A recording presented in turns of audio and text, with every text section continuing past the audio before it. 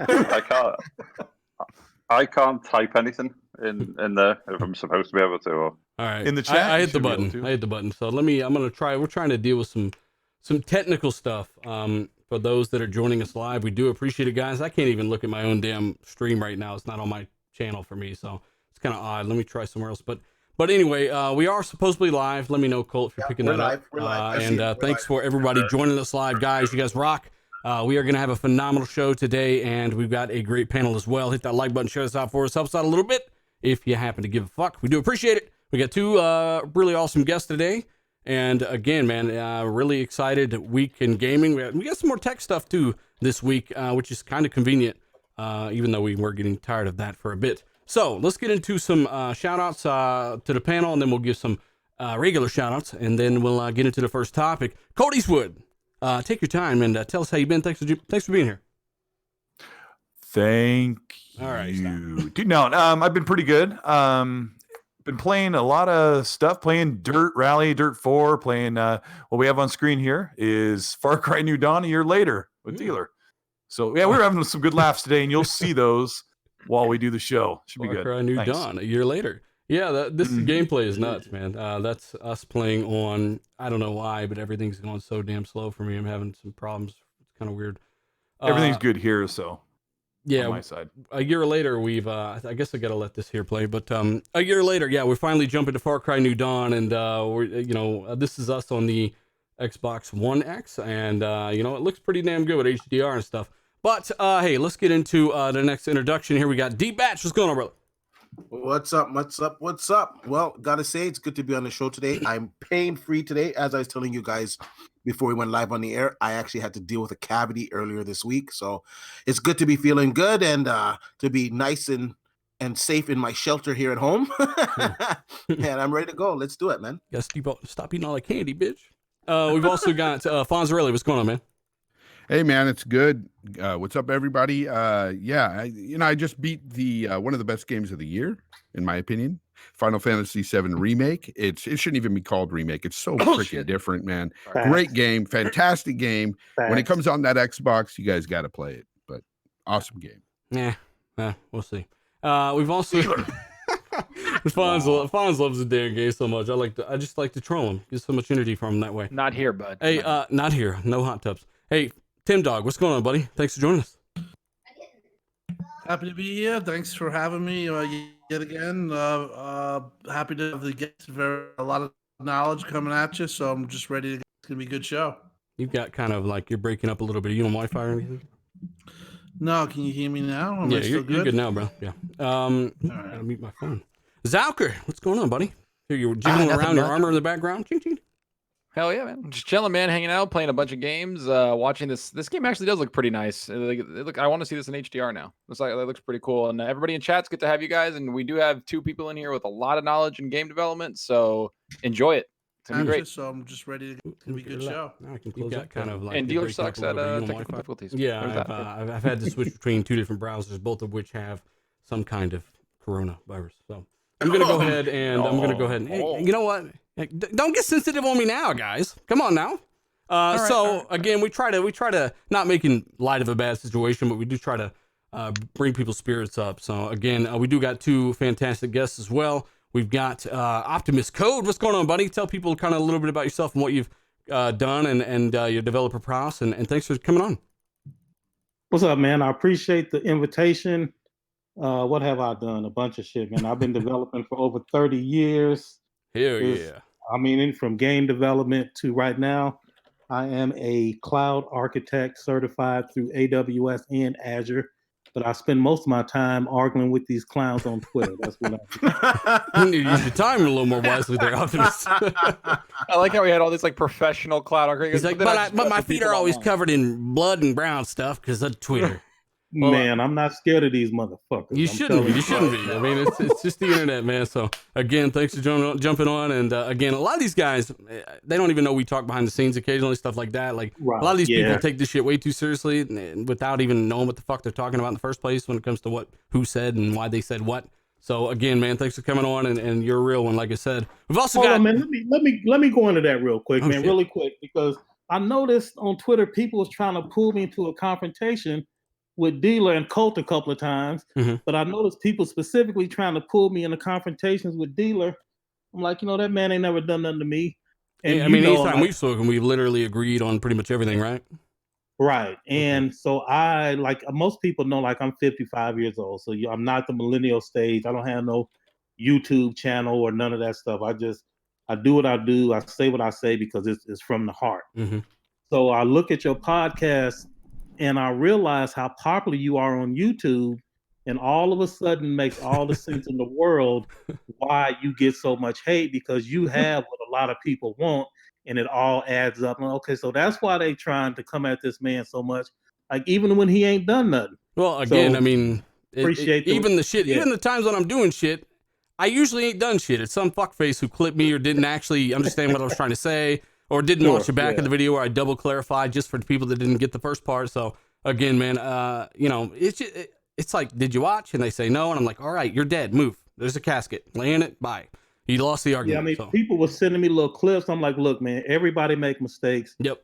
I've been developing a long time. Man. I'm not right all the time. All you can do is admit when you're wrong and keep it moving. So yeah, I mean, this is again, like I've used to talk shit on the internet, just basically calling people what I was called in the comments, and fighting fire with fire like an idiot. I've already addressed it on this show. Right. I've already addressed it on Twitter.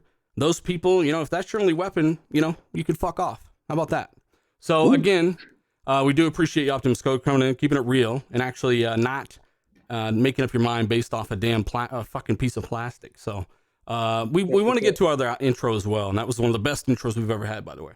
Chris Grinnell, hey, shout out to you, buddy. This is a guy I've been teasing for a little bit, and then I ended up slapping Optimus on the same show, and this might actually be even better because we got a couple different insights here. But Chris is former Sony developer for Killzone. He's worked on F1. I guess you could let you tell the story, Chris. Thanks for joining us. Yeah, thanks for having me, man. Hello, everyone in the chat.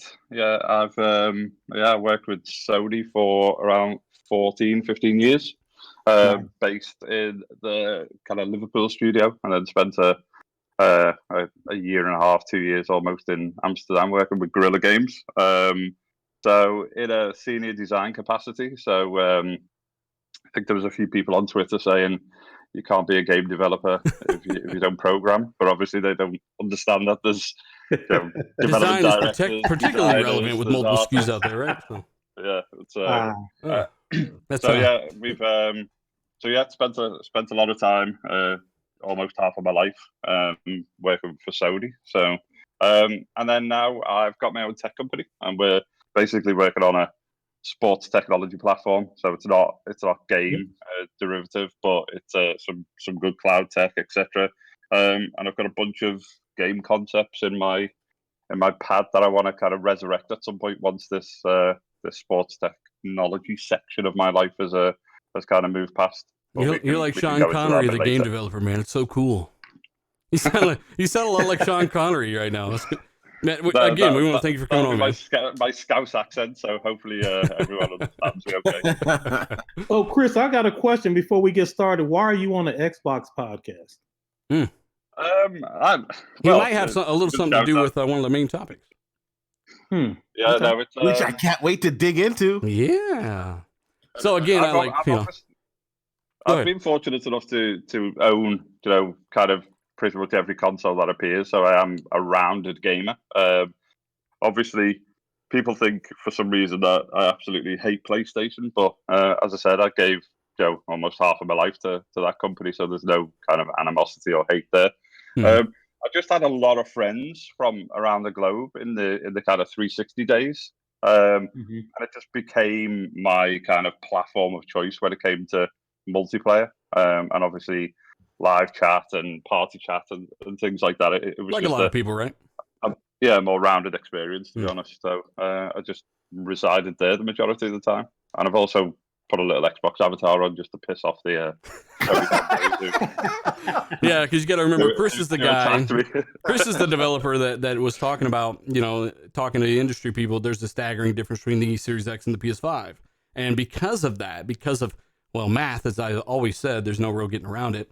Provided developers optimize equally, that should definitely hold up. So I wanted more perspective on that. Chris had watched the show, enjoyed the show, and it was perfect. So thanks for coming on, man. We're gonna move on out of the fucking introductions. It's been a minute. Nano, by the way, thank you so much, buddy. He says huge shout out to the actual the panel and all those guys. Biggest beast media channel. You're going hard here, Nano Polymath. Thank you so much, though, man. I do appreciate it. Sorry, I'm in a little bit of a rush here. I'm a little flustered, obviously. Darj Knight, good buddy of mine. Sorry, I couldn't. Yours disappeared as well, man. There was a super chat saying that Colt yelling during Resident Evil 7 was the best thing of 2020, and I 100% agree. Thank you, Spider-Man. That's actually true. That's actually very true. So let's go ahead and we can go ahead and kind of move forward because we got past the introductions. Again, guys, thanks for joining us. We got about 1,000 people watching live already, guys. Hit that like button, share this out for us. We do appreciate it. You guys power the show, make it what it is. Lockhart. This is going to be a really good topic. Xbox Lockhart to be shown off soon. Windows Central actually reported on this as well, and that's because they're hearing stuff. And you know what? It all boils down to this, and this is something that people don't really fully know Optimus's opinion on, nor mine, because they don't really, you know what I'm saying? They'll see Optimus say one thing and think it means something else. We had both talked about. I get that all the time. Exactly, right? So basically, will it hold us back, Optimus? Because I think we kind of disagree, but I think it all really depends. We do disagree in maybe an area or two here. Right, we might disagree in an area or two. So when I say, so what is the it that's going to hold us back? What are you talking about, the Lockhart in particular? Yeah, the low end SKU. All right, so again, I don't know because I don't know what the specs are. So I'm basing everything I'm saying off of the rumors. And if the rumors are true, yes, I believe 100% that the lower end hardware will become the new baseline, and all of the games will be designed around that lowest common denominator. And of course, it'll have all the graphic scale and stuff that people love to talk about so much. Sure, I believe in that 100% as well. I've actually seen it in action. Mm-hmm. Yes, you can scale the graphics up and down. But like I told Colt before, it's way more to next gen than just prettier grass and shit. Mm-hmm. I want real legit next gen experiences. So yeah, there's not a doubt in my mind that the developers will always design to the lowest common denominator. So let me run this by you real quick. Given that every Xbox game is on PC, wouldn't that lowest common denominator be lower than Lockhart? So that's what Colt told me. So again, I don't know the specs. So this is all okay. Well, let me here. I'll throw it out there for you. It's going to be a 4 teraflop Navi, just hypothetically, even if you don't want to believe it. So 4 T-flop around, that's the target. Navi, which is around 6 GCN today.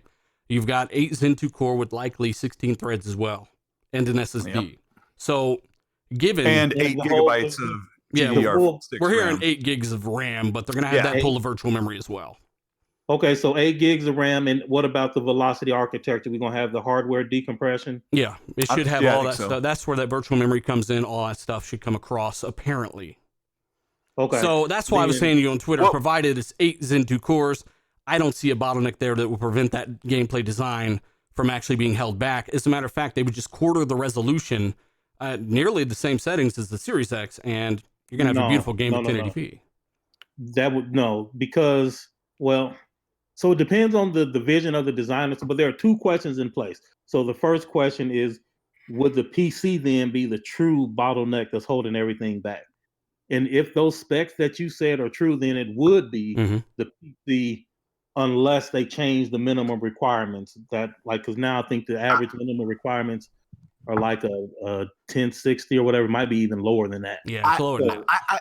I think, I just want to jump in real quick. I think that the minimum requirements are going to change. With AMD introducing PCIe 4.0 on their platform and these consoles now supporting it, I think it's going to give developers a reason to optimize it, obviously, right? And I think the PC crowd is going to want that technology too. And because a lot of people building new PCs this year, next year, they're going to be PCIe 4.0 compatible, I don't see why that technology wouldn't trickle over to the PC. I think initially, of course, it's going to be in the console, but I think the PC is going to get eventually, and I think it's going to become a requirement for certain games that you're going to need a SSD drive. I don't know how quick they're going to usher it in. Common, right?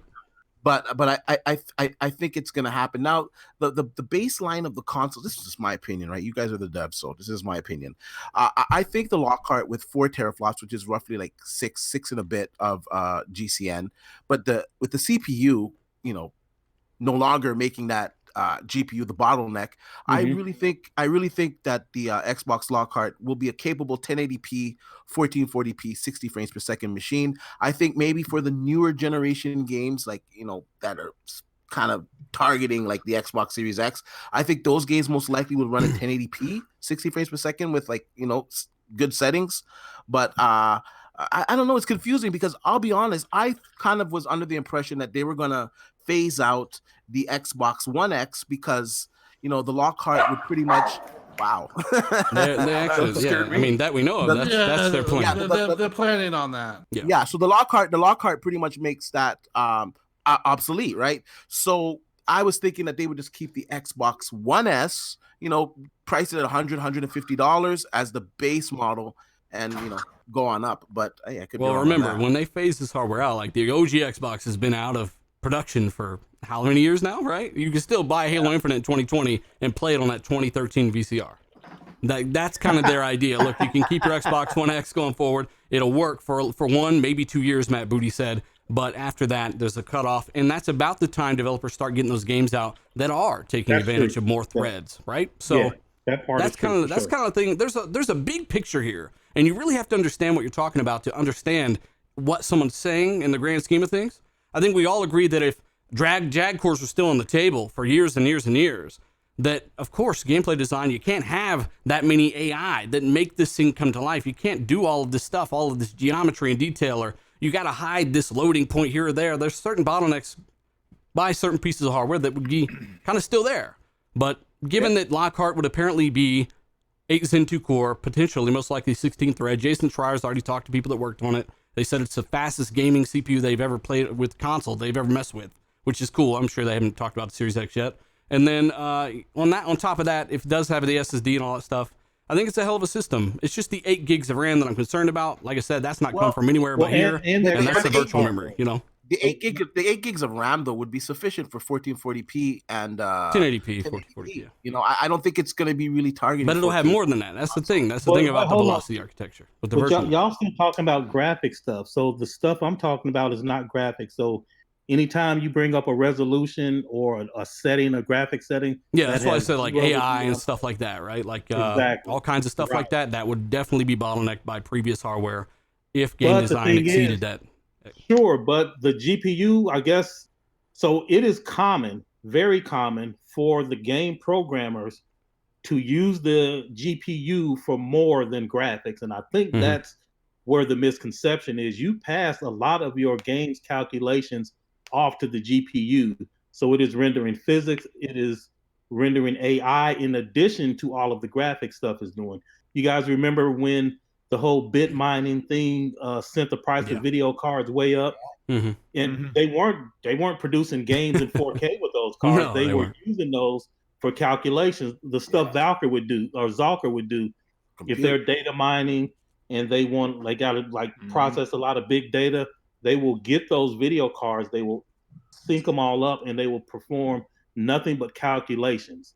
And that every video card has like a general purpose set of instructions that you can use that have nothing to do with the graphics. It's like a layer of additional tasks on top of driving the frame book. Yeah. And if that is lower, even though it is the same category of GPU, if I want to have AI, for an example, like the example we gave, we want to have Forza 4, and we want to have each car. We want to have a neural net on the video card, and we want to have each car dynamically learning each player on the fly, and it learns to adjust to your driving habits. And each driver has its own AI with its own goals. And you play the game, Tim, is different than when Colt plays the game because everybody's AI is learning something differently. If I wanted to do something like that in my design, if I have to also target the Lockhart, it is going to reduce my ability to do that. But it'll reduce your ability to do that, or it'll reduce your output for resolution or other GPU-driven tasks, right? Well, all of it. So, like, you'll have to make a compromise. But the problem is that game developers, this isn't a problem until like a game that goes into development like next year or right now. Or right now. Like, I don't see game developers having a cutoff for a programming target that wouldn't reach something like a 4 teraflop Navi GPU.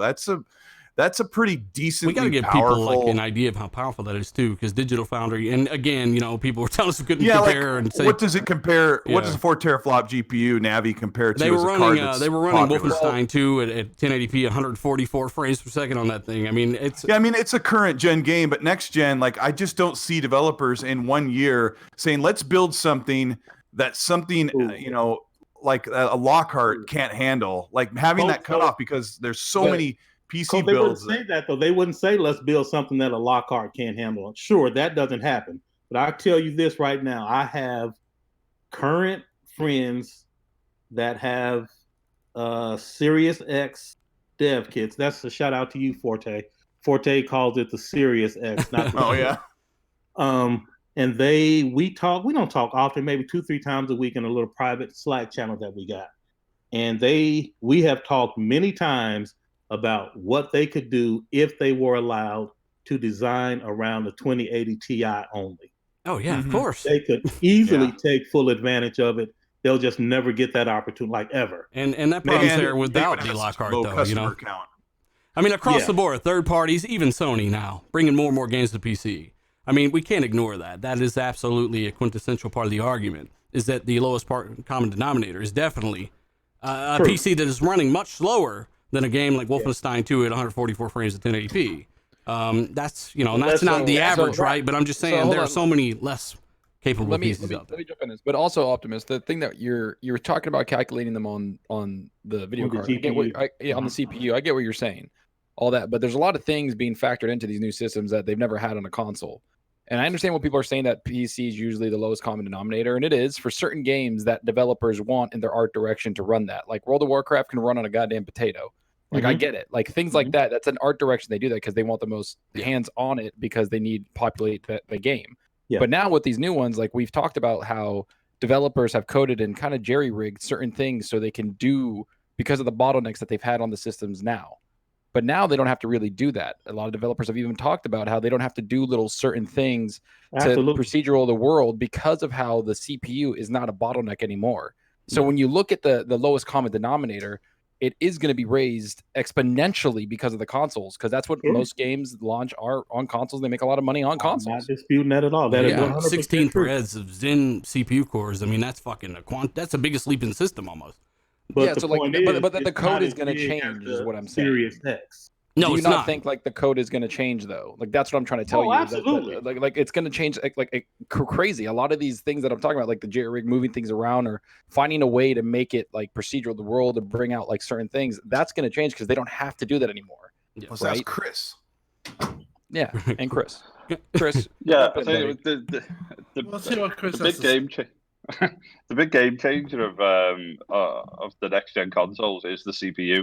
So you completely removing that bottleneck. There's no question that the GPUs are incredibly powerful. What they're going to be pushing around, but it's removing that kind of massive bottleneck that was the CPU. It was the reduction in what you could do with AI, reduction in how you kind of stream parts of the world in and things like that. So that's the biggest game changer of next gen consoles, and I think that's going to be the kind of catalyst that allows something like the Lockhart to kind of coexist with the Series X and it not have.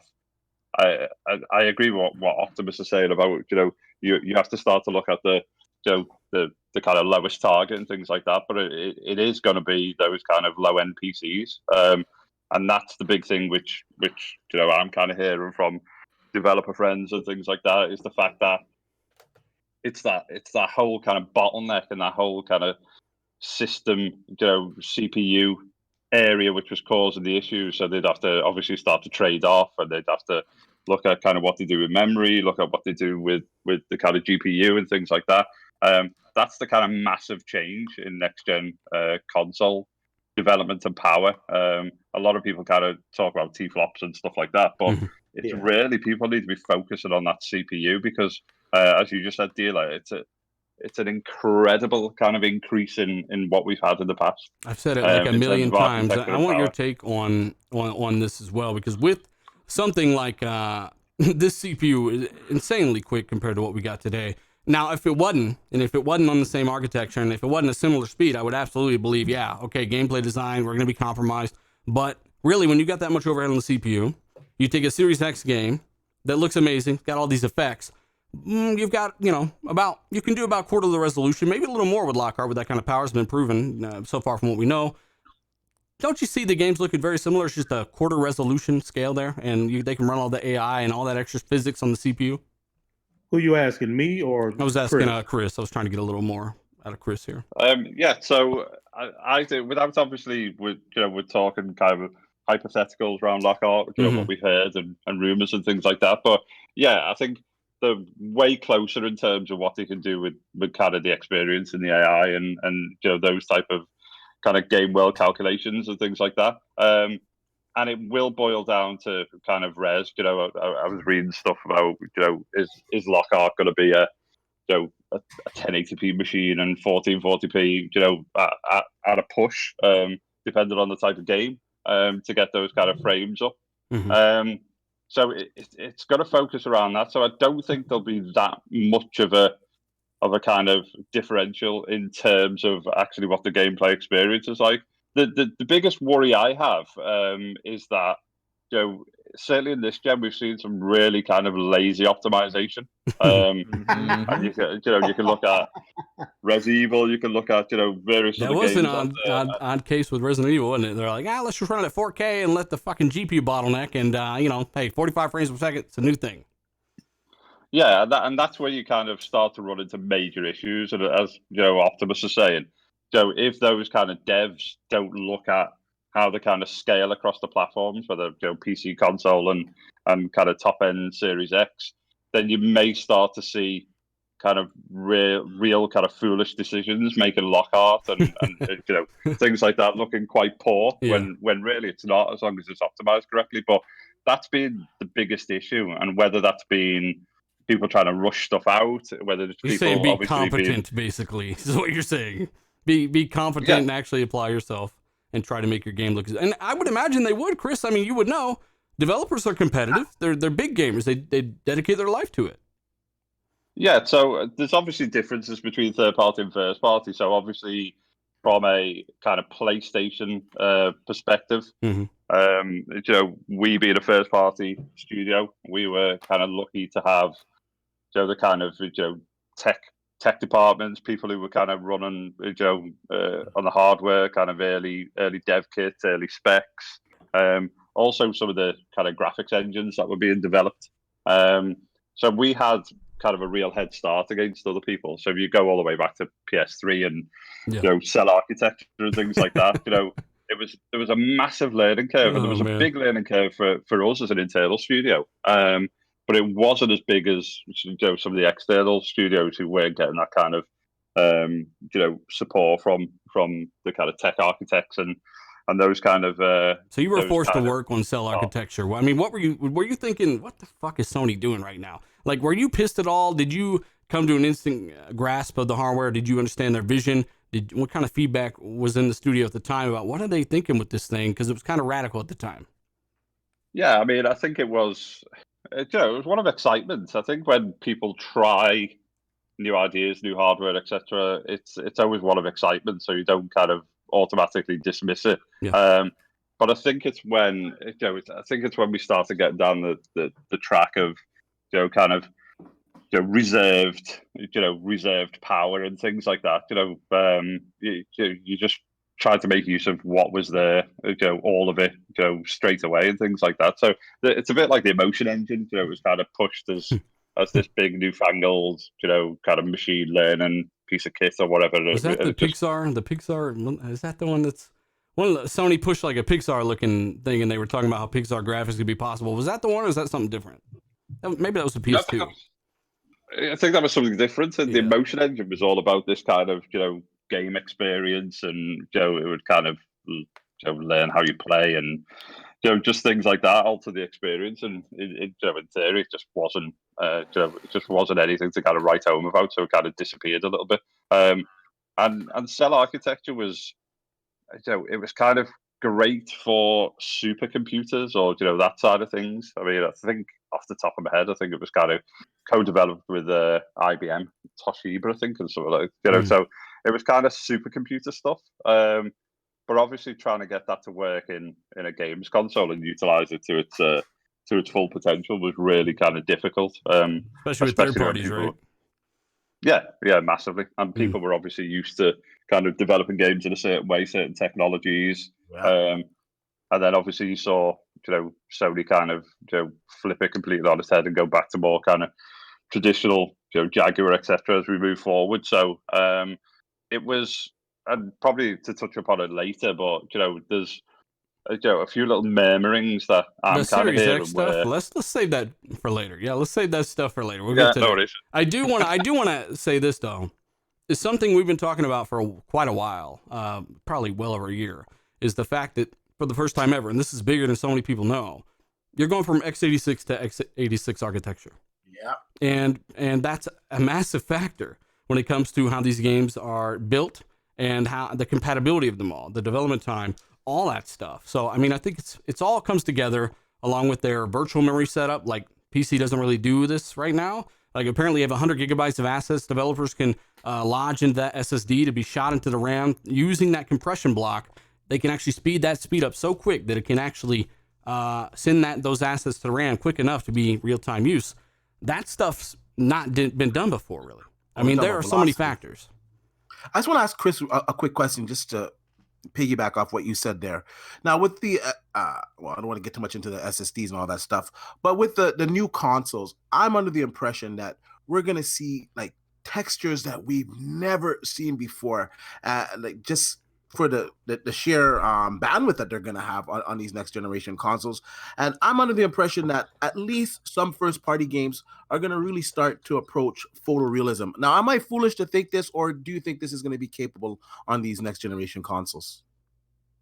No, I think we're we are moving towards photorealism. We've already seen some of the kind of tech demos of what Unreal Engine and other engines can kind of achieve. Obviously, what I can't think what it's called. I mean, even in real-time cinematics, even it's like, yeah. So I mean, you look at the kind of VR demo project that the Hellblade guys are working on. I can't even think what the studio's called off the top of my head. Ninja Theory.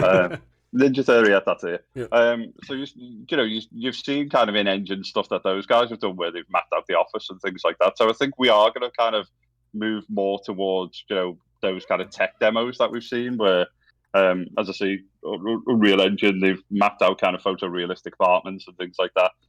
Yes, I've seen those. But yeah, so I think that's a level of expectancy that we can expect. But I think it's going to be the first party studios that are going to shine, and it always is kind of the first party studios that shine first until third parties start to really get the head around things. And I think it's one of the things I said when I mentioned the kind of comment that shall not be spoken about until later. But it was you're still going to see absolutely incredible work from Guerrilla Games. You're going to see incredible work from Insomnia and the normal kind of usual suspects. And I would expect the same from Ninja Theory and Playground and so on and so forth.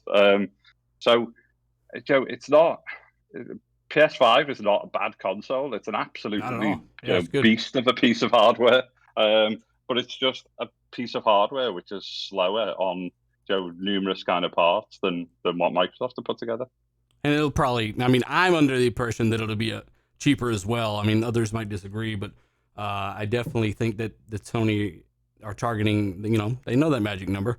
So I guess we'll have to find out more about that. But either way, I mean, there's so much to consider, and it's okay to disagree, right? At the end of the day, just the full story matters. Jesse Darby says, fantastic mods dealer. Keep up the great work. Do appreciate it, chat. Let us know your thoughts, by the way, on this as we do move. If you haven't already, hit that like button. Share this out for us. Helps out a little bit. We got 1,700 people watching already, guys. Hit that like button, as I said, and we do appreciate your support. Optimus, do you have something to say? Yeah, I was asking you. You said it's okay to disagree. I'm asking it's okay to disagree on what? Exactly, right? And that's where the distinguishing that you got to distinguish between gameplay design and something like graphics. And so many people said, look, Halo Infinite's held back. It looks like trash. And I'm like, you don't understand. Like, yeah, I don't this think is that. I've never said that. yeah, I not think you, that- not you, right? I'm talking about like Yeah. the same dudes you curse on It's Twitter. amazing. And two, we haven't seen enough of Halo Infinite. I agree with Fonz and stuff. Like, we need to see that game in a more colorful setting and see more of that. But when it comes down to it, Infinite, I think, looks gorgeous. It was all in real time at 60 FPS. And we'll have to see how that game turns out.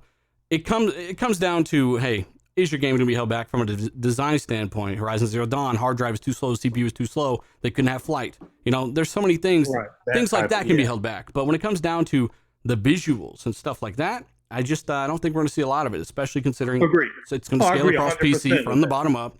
And those high-end PCs are going to come down to consoles like Xbox Series X. And we'll see what Sony's plan is at the end of the day, you know? Yep, 100% agreement. So looky there. Everybody talking shit. Looky there. You probably didn't even know Optimus thought that because you don't pay attention to shit, but you Y'all saw a can get narrative and cookies together now. yeah. I'm going to take him off the block list. And we don't know what we're talking about, but What? we agree directly with Optimus, but have no clue what we're talking against. You gotta shut the fuck up. Yeah, All they right, think that there's a big war, and we've been talking. I've been talking to Optimus behind the scenes. He's like, "Hey, we agree on this." I'm like, "Yeah, I agree with you," and he's like, "Yeah, it's Yeah. cool." You Yeah, like it's funny, going but tacos? everyone No, wants bro, this let's war. fight. Green versus blue. Green versus blue. In all honesty, though, it's I don't know, maybe a little old school, but you know what? It's okay to disagree. I just think people should disagree respectively. And I think some people should use common sense. Like, there's people out there making all kinds of assumptions Most on definitely. on different hardware that's like not even a truth, and they parade this stuff around. And I get a little bit annoyed by that. At the end of the day, though, we're all gamers, and you know what? We play games, and yes, we can have disagreements, but let's all get along because we're all gamers. I Hey, just, Yeah, again, let me speak to that, D, because I mean, I think you're 100% right, and I think a lot of times people are on the outside looking in, and they don't understand the relationships that have been established.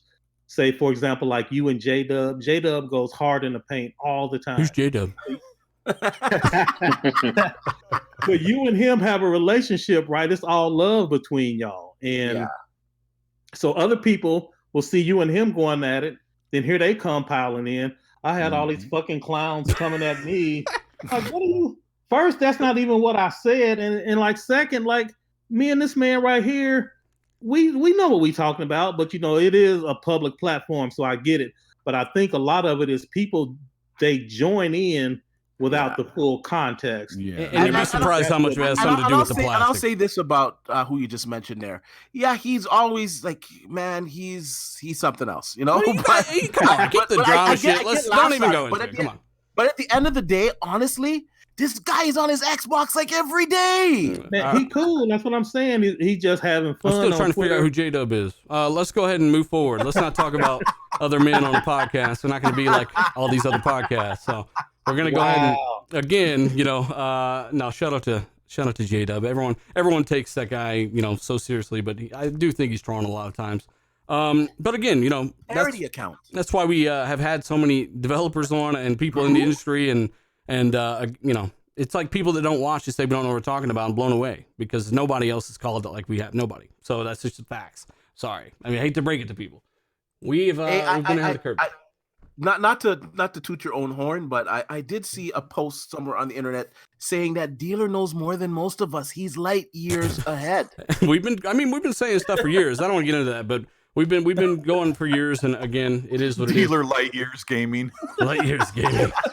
Speaking of Halo Infinite, Tim Dog, Matt Booty saying it is actually still on track despite everything that's going on. It's actually on track. We know recent interview with Phil, he said, hey, we're not really willing to delay Series X despite any software that might need it. We have no plan B, quote unquote, but Halo Infinite might be on track, buddy. Yeah, I heard good things. I heard about a month or 2 months ago, I heard somebody say that a pretty good source that they finally turned the corner. The game had its fair share of I guess problems, I guess you would say, or creative differences. I think we talked about that last week. Really? But in the beginning, where they wanted to take Master Chief, but they had their creative director, I think Longo left and Chris took over. There's a reason that happened, right? Something happened. Right, yeah. And Josh Holmes also left. So there was a lot of people that left and people were replaced. There was a lot of I wouldn't say turmoil, but there's definitely a lot of discussion and what they wanted Halo to be, and they've obviously heard the complaints about the campaign, and they want to I think narratively want to hit the right note. This is a big game, and they know it's important for them, right? Right, but overall, I'm hearing good stuff. The only thing I've heard on the from maybe the inside is that there's just a lot of unrest, obviously, because of where's the economy going in the next 6 months, 8 months, how is it going to return? All the questions that we have in our even in our own lives are actually the same questions that these manufacturers and Xbox and Microsoft and Sony have as well. But I heard good things, and I open world, Tim? Do you know? Well, no, I don't know that much. What I heard that leak that from 4chan that we always make fun of did say it had an open world concept, but it wasn't open world, meaning like probably fly a spaceship. Like hub world. Yeah, hub world. So they kind of showed that in the first trailer, Tim. He's driving around the Warthog in a big, area. Yeah, you're right. Yeah, so I think you might get something like that, but that rumor that like I said, had a little credence to it because it kind of matched up with things that I was hearing. It talks about that, but other than that, no. I've only heard of the stuff like that. They were, there was a little bit of a discussion about where they wanted to take Master Chief. What do they want to do with him? Do they want to make him superhero? Do they want to make him his games go? Like what's going on? Right, but I think that if all goes well, they're going to hit the release date. Colt, do you think they're going to smash that release date? Do you think that's all? I mean, how do you think the game's even really on track, and how polished do you think it's going to be? There's certain games that come out and you're like, wow, I did like Tactics. We're playing Tactics right now. There's more in that game than we kind of expected.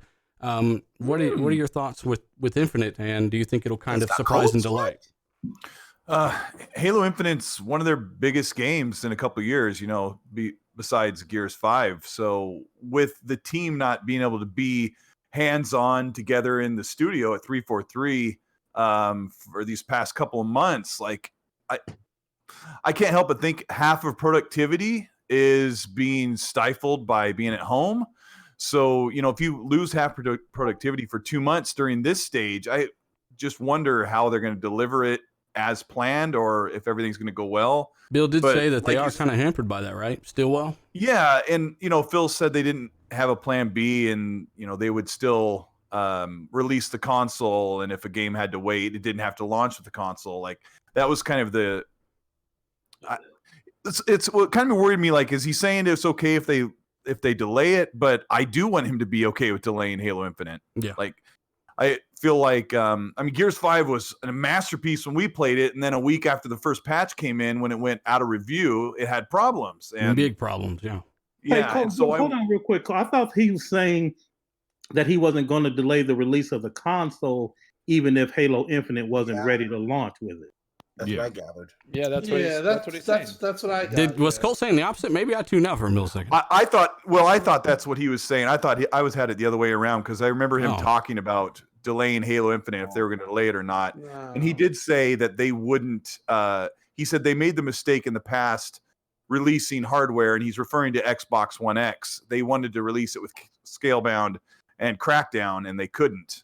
So he said we made that mistake in the past where we put down. I think that was one quote though, but later on, I think he basically implied that we're willing to do whatever it takes with the games. I think it's more of he was saying that even if Halo's not ready, that they're not going to stop launching the Xbox Series X. They're still going to bring it out, but I think he's saying that because before they asked him about Halo and Halo 5 and how a lot of people were kind of disappointed in it, and Phil's been quoted saying, if we can't get Halo right, then we don't know what we're like. It's Xbox. Like, you need to get Halo right. I think they need to get that right. Yeah. And I think he understands that, and I think he understands that some of the games that we have seen on Xbox, haven't been like Gears was amazing. I loved playing it, but it did have problems. But yeah, I think Halo, I don't know if it's going to be ready. The work at home thing has been messing with a lot of people in tech, a lot.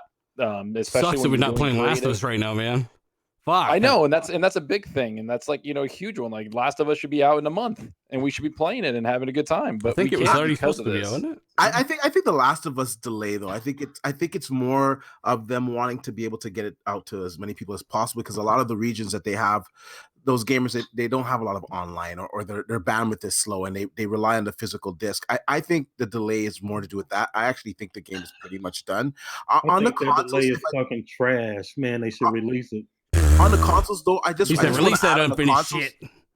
On Get the it out. consoles, I just want to add real quick. I don't think the consoles are going to be delayed. I think if anything, the supply is going to be low. I think the supply is going to be a little bit lower than we would like. So once they announce these consoles, pre-order it day one.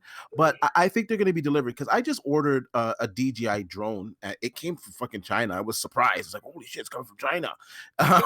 And it came in 2 days. And then I looked at the manufacturing date. It was like made like the end of March. So they're not lying. They're in full production back there. Today, AMD just announced some 2 new lower level CPUs that are launching in May. So they got everything going on that side of the world. Everything is I don't opened think up. they're worried about that, D. I don't think they're worried about manufacturing. I mean, Phil has talked about like there's no delay. Then a lot of like people from AMD, people from everywhere have been saying like, yeah, we're on track. We're working over there. It's great. I think they're more worried about the economy in what people can afford. Because right now there's a lot of people, right, like on unemployment. People just dealing with crap right now because of this, right? So they don't know if they can get the game, right? Like some people are not going to prioritize buying a game or a freaking meal for your kid. Well, Bill said That's that on what the they're show, talking right? about. Hey, can I ask Chris? And Phil did say that.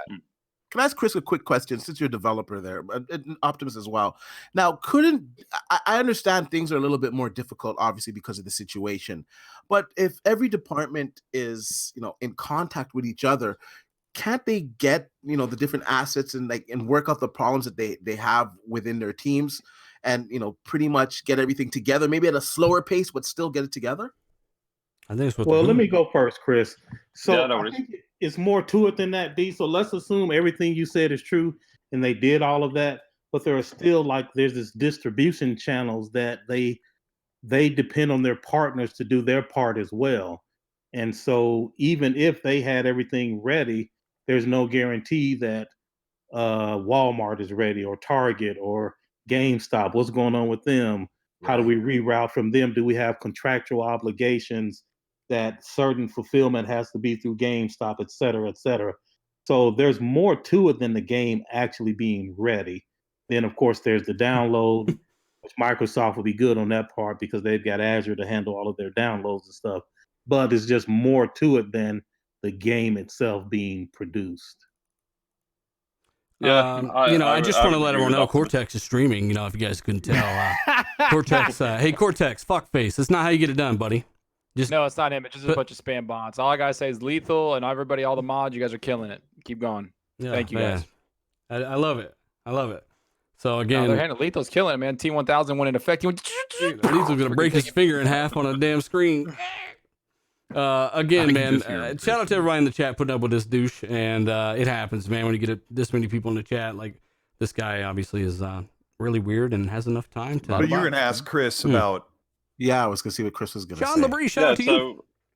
I agree with Optimus. I think in terms of actually deving the game, so a lot of these guys will be used to working remotely and things like that. But I think it's around the logistics of making sure that everyone's got the necessary hardware, dev kits. If you're kind of pulling code down from servers, what are some people working from home connections like compared to others.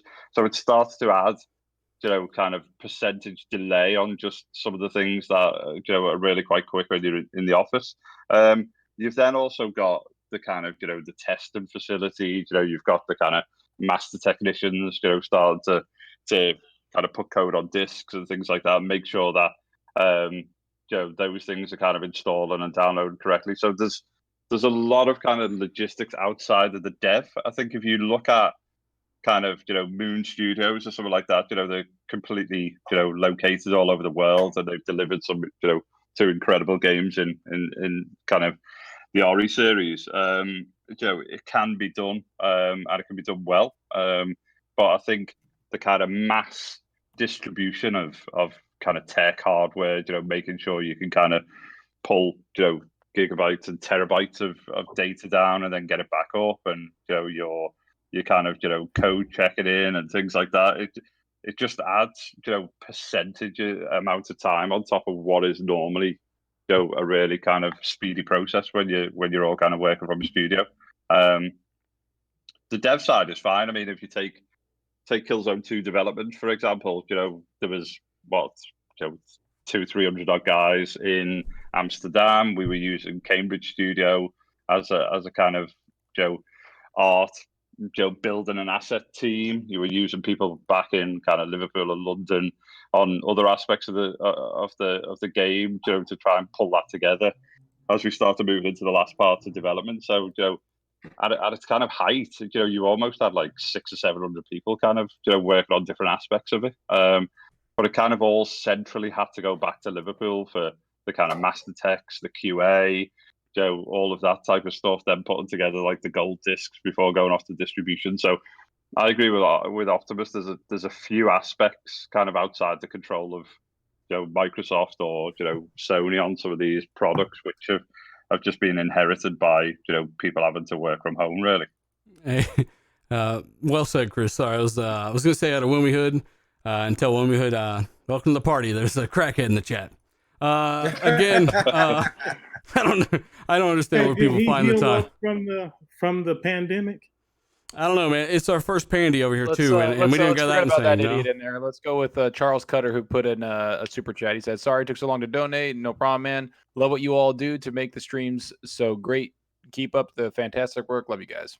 Thanks, man. Thank you so much, sir. Buddy. And everyone else who maybe we missed, we'll try to maybe go back through and get them if Google doesn't cut it off. Everyone who became a channel member, of course, well over like 80 or 90 of those so far. Thank you guys so much for what you do. And of course, everyone watching, 1,900 people watching live, guys. Hit that like button, share it out. So it helps us out a little bit. And of course, subscribe for new stuff like this. Let's go ahead and I want to get Jay in here. Fonzarelli. That motherfucker left. All right, never mind. He died. He's like, I get out. He left. I wanted to get Jay in here, and I had a topic lined up for him, but yeah, he's gone. We'll go ahead and just revert back then, which is kind of convenient here. We've got a Halo Infinite on track as we just covered. We covered a little bit of Lockhart stuff earlier, and we're coming up to Series X here in a little bit, and there's some really good discussion there. Absolutely love it. Real quick, Gears Tactics. We are playing that. I wanted to throw that out there. And so far, I think we're allowed to say, we're definitely enjoying the game, and there's some elements to it that surprise us, and I guess we're gonna have a review out. Even little baby soccer got a hook up behind the scenes, so I mean that's good. I'd never seen anybody at that level get a code like that, so that's great, man. I mean, like me in the strategy games, man. That game especially, I've been hyped for it like crazy. Unlike Bleeding Edge, fuck. But yeah, no, it's there's a lot more to it than you guys think, and more details coming soon from all of us. And yeah. Hey, how would you compare it to Halo Wars? It's not the same type of game. It's turn-based strategy. There's no base building or anything like that in it. Okay. But it's definitely the best looking real-time strategy game I've ever seen. Like I'll say that. So yep, it's it looks great and it's got some interesting mechanics. So I mean we'll have some reviews out on it. We've also got Luca, my little sister, saying hello from my coffin. Hey, I'm gonna bring you some blankets. All right, the coffin gets cold. Luca, I don't want to hear it. She's in there with her Fire Emblem Switch, playing it for the 80th time. Oh my God, David Olson as well. He says. He went to go watch Cortex stream. Yeah. God damn it, Cortex. And then we've got what is that? That's kind of hard to read. Who's his grandma on the screen on the game? Philly. Oh my God. El Philly says, would you guys I thought that was Tim. Be okay if Halo released in the rumored free version of the game first? Think of it kind of like maybe Call of Duty multiplayer, stuff like that. Like a lot of these games are going kind of free. The only thing that kind of tampers with that is the fact it's already in Game Pass and stuff. But at the end of the day, they want numbers up, and that's what their competition is kind of doing with the big multiplayer modes. I'm not sure on the details on all that. We've heard a little bit, but not everything. So we'll kind of shut up on that.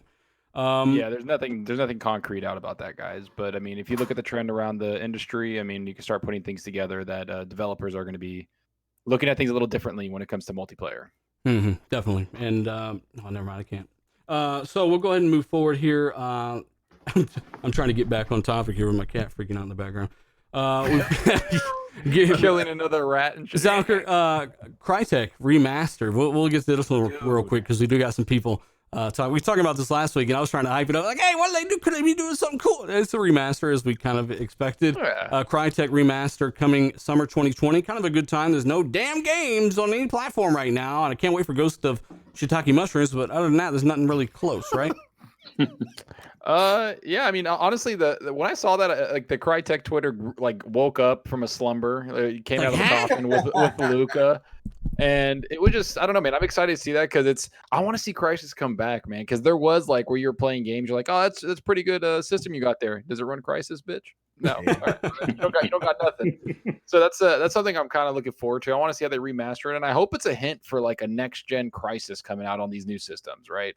Like that would be. I want to get to D real quick so after you, but I do just because Hazador is an OG, right? And this motherfucker is being turned into the bicentennial man right now. He's recovering in a hospital, and we want to say shout out to you, buddy. Thanks for joining us live. And don't give that man any time on this. You know what, Zachary? You just mad because he bodied you earlier. Come on, Hazador's the pimp. Come on. Shout out to Hazador and Ashtray and all the channel members, all you guys with the green names and all the cool emojis. Check out those emojis, by the way. And we've also got Enix PvP says, sure, I worked with you, Chris, at Sony. Chris is ring a bell? Enix, you might have to put your social security number on screen. He might recognize it. I don't know. No, don't do that. It's not a good idea. He says he might have worked there with you. Yeah, I don't recognize his gamer tag or whatever. Hey, that's cold, Chris. Hey, Wilmy Hood, too. He says, Colt, thank you again for having Dealer on your podcast. Thank you. Thank you so much. Gosh. We appreciate it. Also, let's go. So, D, what do you think about this Crysis remaster real quick? I mean, do you think it's actually going to even push PC hardware like the last one or the original one did? Yeah, it's, for sure. You don't seem too certain there. That's their thing for sure.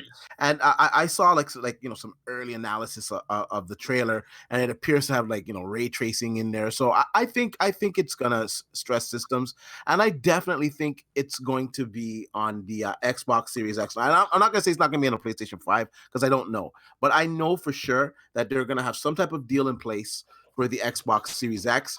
And like I said before, Microsoft has said that the Xbox Series X is going to be setting the benchmark. And what better game to set the benchmark with than the Crysis D. Yeah, Crysis remaster. He wants your ears, bitch. There's no better game. There's no better game to do it with, and I think it's going to happen. Yeah, Crysis is not owned by EA. I think Crysis 2 and 3 were published by EA, right? Yeah. So Crytek is not owned by them. And Microsoft don't even own the Rise IP. So to do any of that stuff people are talking about, I think they would need to buy Crytek. Buy them, bitch. I want Rise. Well, who knows? Maybe this could be some big announcement that I've always said that they should buy Crytek. I'm a big fan of their technology. Like if you look at the stuff that they have out there now, like their tech demos, they have some amazing technology. It's just their company. I don't want to get into it, but there's a lot of things that aren't running right at that company, and I think Microsoft could help them out. And I'm hoping that we see that partnership. And if not for anything, Rise 2, man, damn it. And with all this customization and we've always talked about Rise 2 had real potential. I think the first one. Optimus, have you played Rise 1, the original one? Of course. What did you think about that? I mean, it had its problems. You were fighting quadruplists all the time, shit. But what did you think about all that? Oh, at the time, fire. Of course. Like, who didn't like Rise at the time? You'd be fucking surprised. Yeah. It was an Xbox game, man. Like, it was crazy back then. You're getting death threats for just saying something positive about Rise. I thought it was underrated, man. It had problems, but I give it like a 7. I love that game. I thought it was a solid 7.5 for real. That the only thing that was bad about that game is that the combat got a little bit repetitive. I'll give it that, but the story was amazing. The graphics were amazing, especially for a launch title. Like we didn't see anything like that before, and all the enemies that were on screen. It was a fantastic game. I think it deserves a sequel. I think a sequel would do well because it has a cult following, and once again, on this next generation console, you wouldn't have, the 900p and, all the gamers making fun of it. It'd be running at a 4K 60 or whatever, I bring Rise back. I got to give a shout out to Assassin Lupa as well. Shout out to her. We were in a party the other day. She's a good friend of mine. She says, great show. Thank you guys, Chris and Code, for coming on the show and fantastic info. We haven't even got to the great stuff yet. So thanks again, Lupa. You didn't have to do that. I do appreciate it. The ending of Rise 2, where he's like walking down and getting like stabbed like a Don't shish spoil kebab. it. That dude. Spoilers. Oh, whatever, man. That ending was so freaking good, man. Yeah, it was. Colt, last opinion on the Crisis thing, because at least we'll have something to play this summer. I guess I'll buy it. If you want to buy it, you can. I was under the impression, due to timing, that it was going to come out this year on current consoles. Yeah, I thought it said summer. When you guys, what's that? I thought it said summer. Like, oh yeah, I haven't even looked. I mean, yeah, I hope it runs at 60, but I doubt it. I don't know. That's why we've been talking about the next generation stuff. And I know we all could play these games on PC. I don't always want to play on PC. I never want to play on PC. And sometimes, I hardly play on PC, but sometimes that 30 FPS and like first person shooters just doesn't feel right. And it's going to be really great next generation to play these games like that. I've always been a PC guy, but I've always loved my consoles, and I never felt any ways just to play on my console. This generation, I don't know, halfway through it, I got really fatigued of 30 frames per second. Mm-hmm. Like, it just needs to die already. 30 frames per second sucks. I don't want to see any 30 frames per second games that don't have a 60 frames per second option next generation. Hopefully not, man. Oh, by the way, I'm getting a lot of DMs about Tactics right now. The game on PC right now supports controller. I don't know. I'm guessing optimization is the thing that maybe held that launch back. I don't know, because I'm using the controller right now on it, and I've used a mouse as well. It just needs a few tweaks, but yeah, it works great on controller. So I didn't expect it to have controller support on PC day one, but it does. It's not fucking perfect, but it's there for sure. When you're playing it, dealer, what is there things about it that make you wonder if it would run on an Xbox One? No. Yeah, it's kind of weird. Like, why they're like, we want to get it right on PC. So far, I mean, I'm running a 2080 Threadripper 2950X. I'm running 4K 60 Ultra, and I'm getting like, I don't know, on the benchmark, I think it's like 75, 80 frames. I don't even know why it's so demanding, honestly. But I mean, it does. It's the best looking. Like I said, it's the best looking turn-based strategy game ever, and those cutscenes are and all your customized armor and guns come through. I mean, this whole custom, all that stuff, man, I don't even know how much I'm allowed to say about it, but I'll talk about it in the review. That needs to go to Gears. I think they absolutely have built it in Unreal Engine 4. It's built to scale to 4K, and I think that absolutely will come across to Gears 6. And that's what Gears 5 needed, man, because there's a lot of cool customization in there. But let's go ahead and just continue here, because I probably broke some rules there. I don't know. There is a new Xbox code revoked. There's a new Xbox One X that was just revealed, and asked the Iron Lords. We had been seeing this for 7 months now. We had pictures of this console. We knew this thing was real. So, albeit in a like 240p image, but it wasn't 240p. But yeah, it definitely looks better in person. We just never shared it publicly, but it absolutely was real. We thought maybe it wouldn't be real once Cyberpunk got pushed back. But no, it's Cyberpunk 2077 Xbox One X Obsolete Edition coming this June. I'm kind of confused by this a little bit, Colt. I guess, but not. Like, okay, I'll say that when we saw it last winter, like before the year turned, I hated the way it looked. And seeing it in a clear, like high quality image and seeing it rotated on the video, I'm like, okay, I mean, it looks cool. I just can't get over that the controller doesn't match the console. Yes. It's Johnny Silverhand. You know, my OCD really kicked in.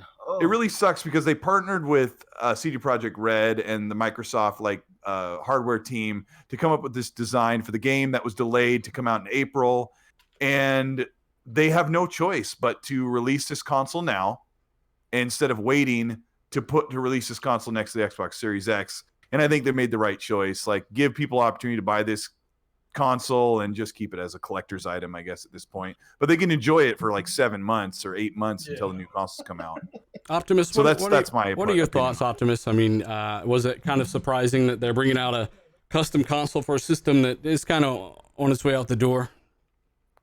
I did find it surprising, but I still want one. I mean, Matty B said we'll get support for 2 years, right? So I guess my One X will keep cooking for the next couple of years, but I definitely want one. I don't even like the logistics, the stuff y'all talking about. I don't really care about that. I buy a ton of controllers if they You just want it for eye candy. Exactly. You look over and 100%. D-Batch is chewing on it, got another cavity. One thing I would take in consideration is only 45,000 made. So what that means is that Ooh. if you buy it and you never open it, it's definitely a collector's item. So it's going to be limited, and it's not going to be that many, but definitely something that if you do get, you consider that if you never open it, because 10 years, 15 years from now, definitely will be worth money. That's a good point, Tim. I mean, when you saw it, obviously you saw it a long time ago as well. But when you saw Watch it in this footage, dealer. Oh, okay. Watch the This footage. chick on screen right now, we were so pissed because she locked us into a shitty sniper rifle challenge mission. And after that was over, I punched her in the back of the head and we lit her up and blew her car up when she was in it. And we drove off. Like, we had no choice. We were that frustrated. So there's the crime in action. Why'd and you have to Molotov her? She's just because an old look at her. lady. She wanted to go out in flames, and yeah, I like to deliver. So, I just think it's a testament to how we can keep a secret. I mean, we've known about this Right. for how long, and it's funny because even when Wario he put the controller and then somebody we talked the night before. It was funny. Me and Dealer talked to him, like he's like, I've had this thing for so long. He says I was tempted to just put it out there and just show it. He says, but he says I'm not going to do that just because obviously I don't want to, just people trust us with stuff, right, and exactly. They trust us with stuff, and we trust them with stuff. Right. When it was shown, I'm like, that's it. And then I remember seeing it. So I just like I said, I think it was pretty cool that we never that never broke. I think that a lot of stuff. Yeah, that my we source talk said, about- I'm going to show you something, but I want you to delete it immediately and don't tell anyone, not even Dealer. I'm like, okay. And I'm like, Dealer, I got something to show you. Hey, No, it is cool that people trust us. But yeah. Noob Sidebot, let me say this real quick, Dealer. A lot of people will say, I'll say something in a video, and I said, my source is saying this is kind of what I'm speculating in the video. And they'll say, well, who's your source? If you can't tell us who your source is, you're lying. It's like, yeah, I mean, these people are cool enough to like kind of give us, an idea of what's going on. And I mean, if I said, well, this person said it, I would never get told like cool little tidbits because we don't get like the full meal deal. I mean, honestly, the day before the PS5's power reveal, right? Which I had already said on Twitter that morning because we already knew. You'd be surprised who the fuck was in the DMs freaking out. I mean, honestly, like motherfuckers was going crazy behind the scenes because they thought Sony had more power than what we were saying. We said we knew it was the 9.2 chip. It just clocked higher than we expected, right? And it does down clock, but it's a great system for what will hopefully be a little bit less money. Cybot, by the way, he says the Cyberpunk console doesn't come with a game day one. Obviously, the game's not out, but I'm guessing you get a code in there, right? Yeah. Yes, I'm waiting for that game, man. I'm looking forward to it. Do you guys all like that console? Because like I'm with Colt. I don't know, man. The color pattern, I don't know, man. It's kind of wacky, but it's not a bad looking console. I thought it was ugly at first, but it's pretty cool. I just wouldn't. Wait, what's ugly about it? What you mean? How is it? Yeah, ugly? Colt. I don't know, just the colors, and it's just not symmetric. And then the controller, it doesn't match it, and then my fucking OCD just starts The flaring controller's up. like for Johnny Silverhand, though. D, come on now, Silver Glove. You love Silver Gloves. The matching is what gets me, even though that doesn't matter. But I mean, it is actually a cool console. It's way better than most of the custom themed consoles we see. I mean, it kills the Death Stranding one, kills the God of War one, the Gears 5 one. It doesn't beat, in my opinion. Microsoft released It doesn't negative beat 2 the of those. Spider-Man Like, Yeah, Microsoft does like 3 of them the entire generation. people are like, "What are you talking about?" The Tomb Raider one. It's like you can't buy that one, buddy. Oh, I didn't know that. Oh, that one was so sick too, man. Yeah, you can't buy a lot of them. I think it's kind of stupid. Hey, if y'all are such insiders and y'all found out all this shit, tell me why they don't release those custom consoles like the Tomb Raider one. Why They're make expensive. Oh no, They're I hate the word insider, handmade. but yeah, I don't know about any of that. They're handmade, basically. They're Yeah. But one-offs. still, people will buy it. So what? I know. Sell them for. We've $50 complained about the same thing for years. Like we don't know. Yeah. We don't have no clue. Like, Well, like in the case of Titanfall, remember Titanfall? They actually had, and this was confirmed, they had units they had a custom console, but the cost of it, the problem is that when you have a really nice console like that, the cost of it, people expect it to be whatever the MSRP. Sometimes it costs $50 more to make, and people don't want to pay that extra $50. So that's why it's usually limited. But in the case They of like, do for tint for those I Unless forgot it's- what they're called. Those cases for games. But Like, the Titanfall one was one of the ones that if you ever seen it, it was a really nice one, but they just decided not to do it. Blastoise, shout out to you, buddy. He says, keep up the good work, guys. Thank you so much. Do appreciate it. Everyone in the super chat, stuff like that. Do appreciate it. New member. We do have a new member, Hectic World. Thank you so much, sir, for hitting that join button. Do appreciate it. Chris, are you going to finish custom consoles we need? Go work at CD Projekt Red and finish Cyberpunk early for us. Chris, what do you think about the system before we move to the next topic? I like it. I mean, I've got the same issue. Are you sure? With the kind of mismatched controller, which is a bit kind of affects the OCD. But obviously, the selling that controller or the pushing that controller, on its own, so it kind of standalone, it stands quite well. I think it's obviously just a series of unfortunate events, isn't it? The fact that the game got delayed. There's absolutely no point in kind of delaying that kind of limited edition console launch to September, because it's kind of hot on the heels of the Series X if that comes out. So I think they're just kind of stuck between a rock and a hard place and needed to just get it out now. Unfortunately, I think if Cyberpunk wasn't delayed, it would have been a nice kind of game and console set to kind of fly off the shelves. But they're just kind of stuck in a kind of early hardware release before the game, aren't they? But it's not a bad one. You're getting maybe it does affect. We still got somebody in the chat who don't know basic math. Add 10% to 9.2. What do you got? Oh, there you go. You got over 10 teraflops there. Just over 10 tera. It's the same damn chip, guy. You just clock tire. So that's how it works. When you run a higher frequency, depending on your CUs, then you generate more calculations. And if developers leverage that properly, then you're probably going to get a pretty good result. So, I mean, that's the thing, though, with PS5 is a little smart shift thing. I thought it was kind of smart, Optimus. I mean, that kind of gives me the impression that they are working with limited wattage and cooling capacity, and they have to shift that wattage from either CPU frequency or GPU frequency, depending on what their game's needs are. I thought that was kind of a smart solution for maybe getting around a smaller power supply or maybe heat issues, right? Yeah. So long story short, I won't go into a bunch of detail on that, but what they're doing is they're keeping the power constant. Mm-hmm. And in order to do that, then they're varying the cycles between the GPU and the CPU. And from a developer's point of view, that would be a fucking headache beyond belief, because you think so? Because you have to figure out, okay, at what point am I getting these cycles? What can I depend on? Optimus talking shit right now.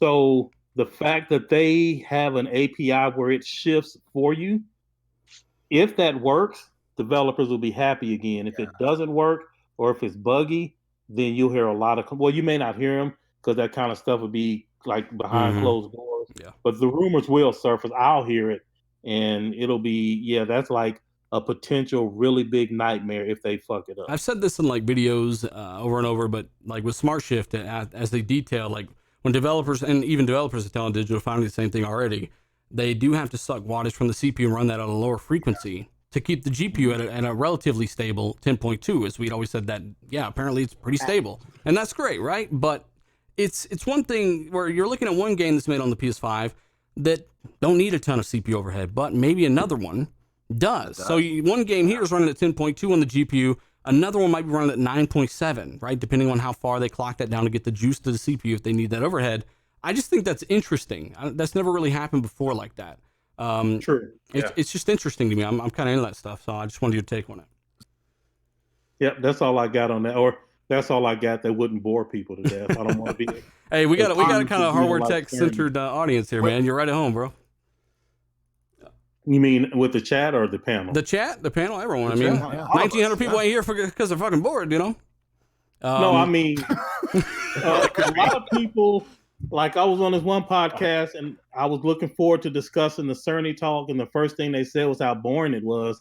I thought it was great. Because they didn't understand half of it. Yeah, it's because you exactly. Yeah. Now, but I will ask you, should he have been, having some Moroccans in his hands and maybe a little, I don't know. What should he have done differently? Samurai swords and I agree with I think it was Phil. I don't know, Phil or somebody said, no, it wasn't Phil. It was the guy on Iron Lords. It was the guy that's doing the AR now. That was on our show. Yeah. Yeah, Bill Stillwell. I think that Sony didn't give him the best chance to succeed by putting him out there with that deep tech talk when people were waiting for any type of PlayStation 5 information. Yeah. I don't think he could have done anything different. They tried to combine the reveal with a public event, right?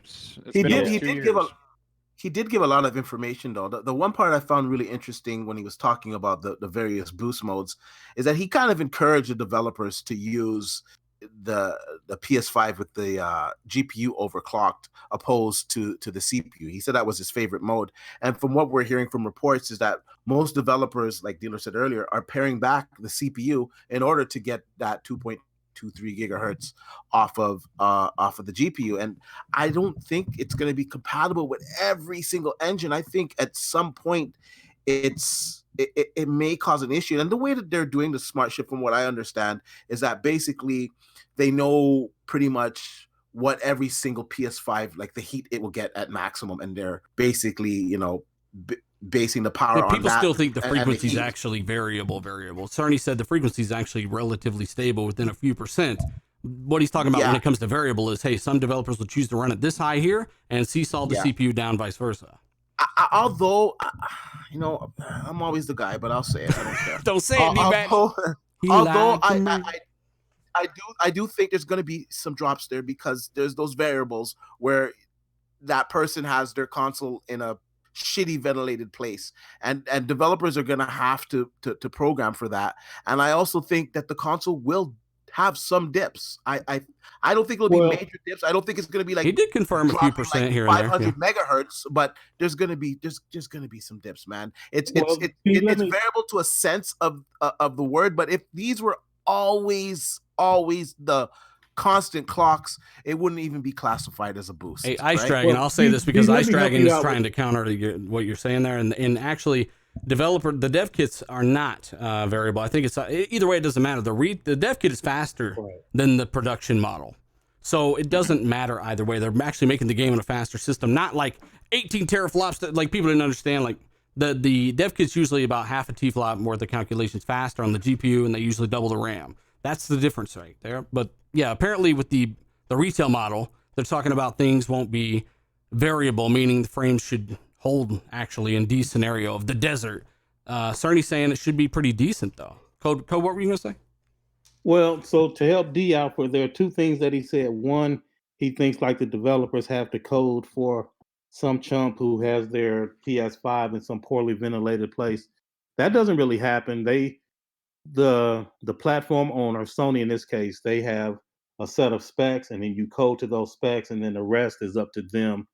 So they have a certain amount of thermals in there, and like they'll tell you, here's what it is, here's what we do, and you go through testing, you submit the game to them, to Sony for like the final testing, and like all of that is approved, and you don't really have to code for those types of special cases. You just have to make sure that you're adhering to the spec. And if there was an engine, say like the Unreal Engine or the Snowdrop or whatever it is, if people are using those, or Decima, the individual dev shops don't really have to, well, for the most part, the individual dev shops don't have to do a bunch of customization. The engine owners, so in this level, right? Yeah, so like the Fortnite people, what's their damn names? Epic. Epic would make sure that the Unreal Engine is ready for the PlayStation 5. And they then would if adapt their engine licensing how that PlayStation works, right? Exactly. Yeah. And so then their licensees, or the people that pay to use that engine in their games, Unity would do the same thing. So at an individual dev shop level, you don't really have to worry about those idiosyncrasies, although depending on how much customization there is, you may have to. And then in that case, you would report back to Epic, hey, here's what I'm finding. You guys would work together. They may release a patch or an update, blah, blah, blah. But for the most part, the engine owners handle all of that stuff for the individual dev teams. That, or even like the way in the OS of the console, like the Hovis method for the Xbox One X, right? Regulates power efficiently for every single box to make sure every box is running identically. That's a method that I don't remember his first name, but obviously last name Hovis came up with at Microsoft for a console, and developers don't even have to think about it, right? Yeah, they don't. Right, exactly. That's the platform owner tells you, here's what you can count on, and then you go from there. It's kind of like people running with that crazy overheating story with the PS5. I'm like, I just don't see Sony.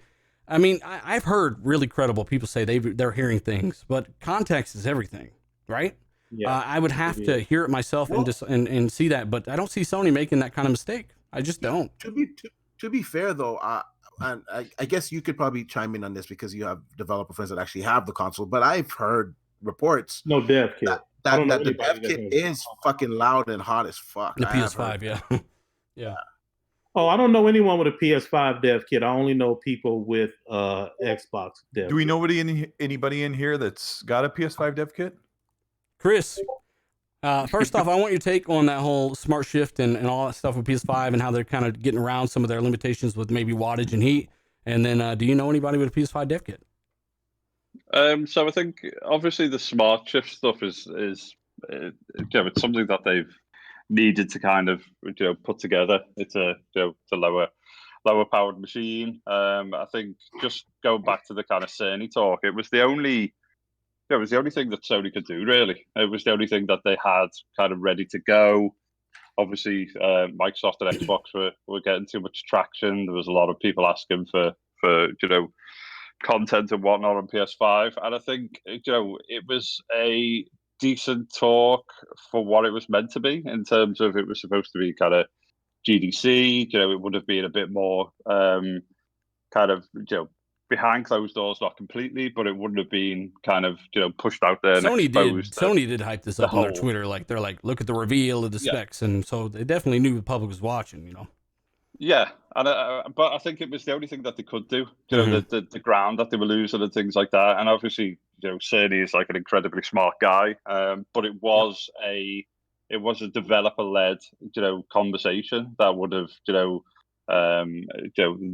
there at GDC, there would have been lots of devs asking them questions. You would have been able to talk through things, and it would have kind of been left to almost kind of the mainstream gaming press, which doesn't necessarily kind of push elements in that much detail. And then if you look at what kind of Xbox did, where they were having like tear downs on the machines, they've been really transparent and stuff like that. It was just a little bit of a car crash for a lot of kind of gamers who are not kind of tech driven. But yeah, I mean, there's an element of the kind of overclocking thing is something that's kind of or the boost mode, sorry, is something that's kind of arrived a bit later on.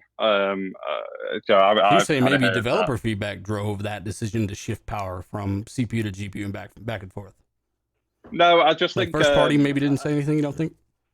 I think it's like the T-flop count and how kind of underpowered it is. I mean, with the big thing really is the amount of CUs and stuff. That's pretty. It's pretty huge when you're starting to look at doing kind of real time, ray tracing. I'm trying to get people to understand that, Chris, but I mean, I can't wait to get to your main topic, man. It's gonna be great.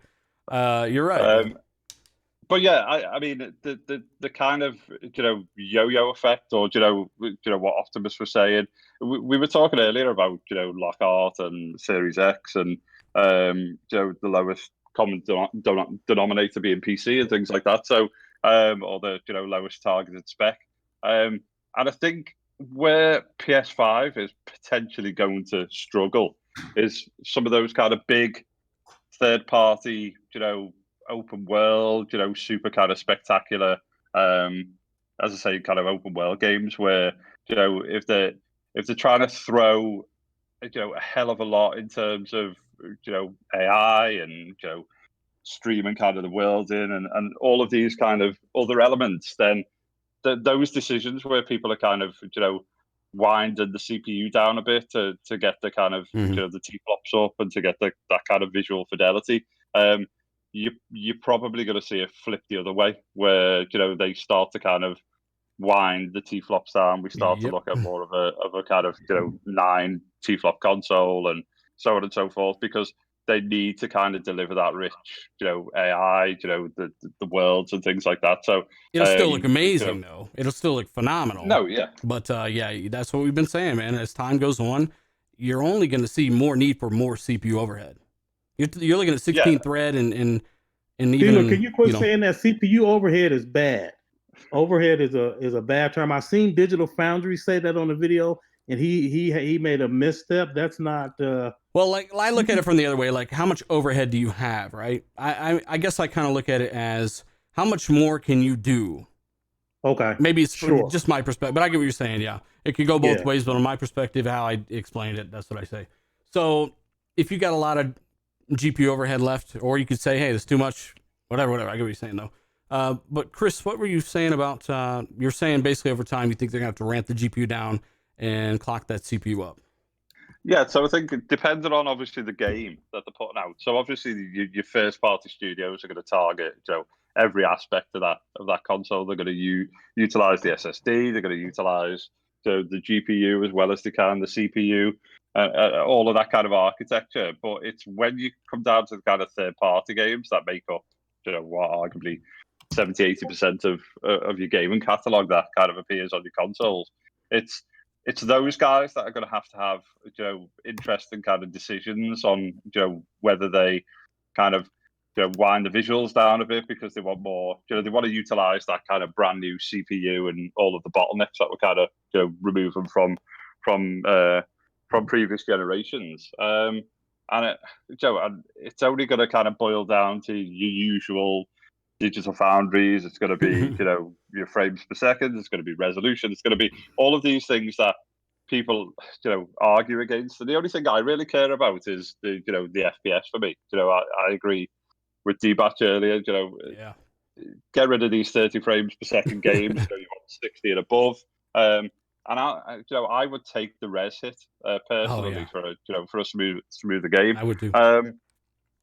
But it's kind of, you get these kind of fanboy arguments which will kick off, and it's based on frame timing, a squiggly line that moves a couple of frames per second up and down. It's even been 3 blades of grass on the ground before. They posit the part that it's 1 frame higher. Look. Told you the Pro runs everything better. It's just as good. It's like, that's at half the resolution, buddy. Yeah, so exactly. Again, and arguably you don't really kind of experience those, during gameplay and stuff. If you get kind of big frame pacing issues or something, then you start to see a little bit of that. But these kind of 1 or 2 frame fluctuations, you just don't see that when you're in the thick of, in the thick of battle, and so to speak. But that's what it'll boil down to. It's all going to boil down to, what resolutions, target res, frames per second, and that's going to be what fanboys are going to jump on and start to argue about what's good and what's not. But there's a hell of a lot more in both of those kind of consoles that make up for more of the kind of delivery experience. It's not just on T-flops, it's on your CUs, it's on your system balance, right? Yeah, exactly. Yes. I mean, I harp on that forever. Of the system working together is by far the most important thing. Mm-hmm.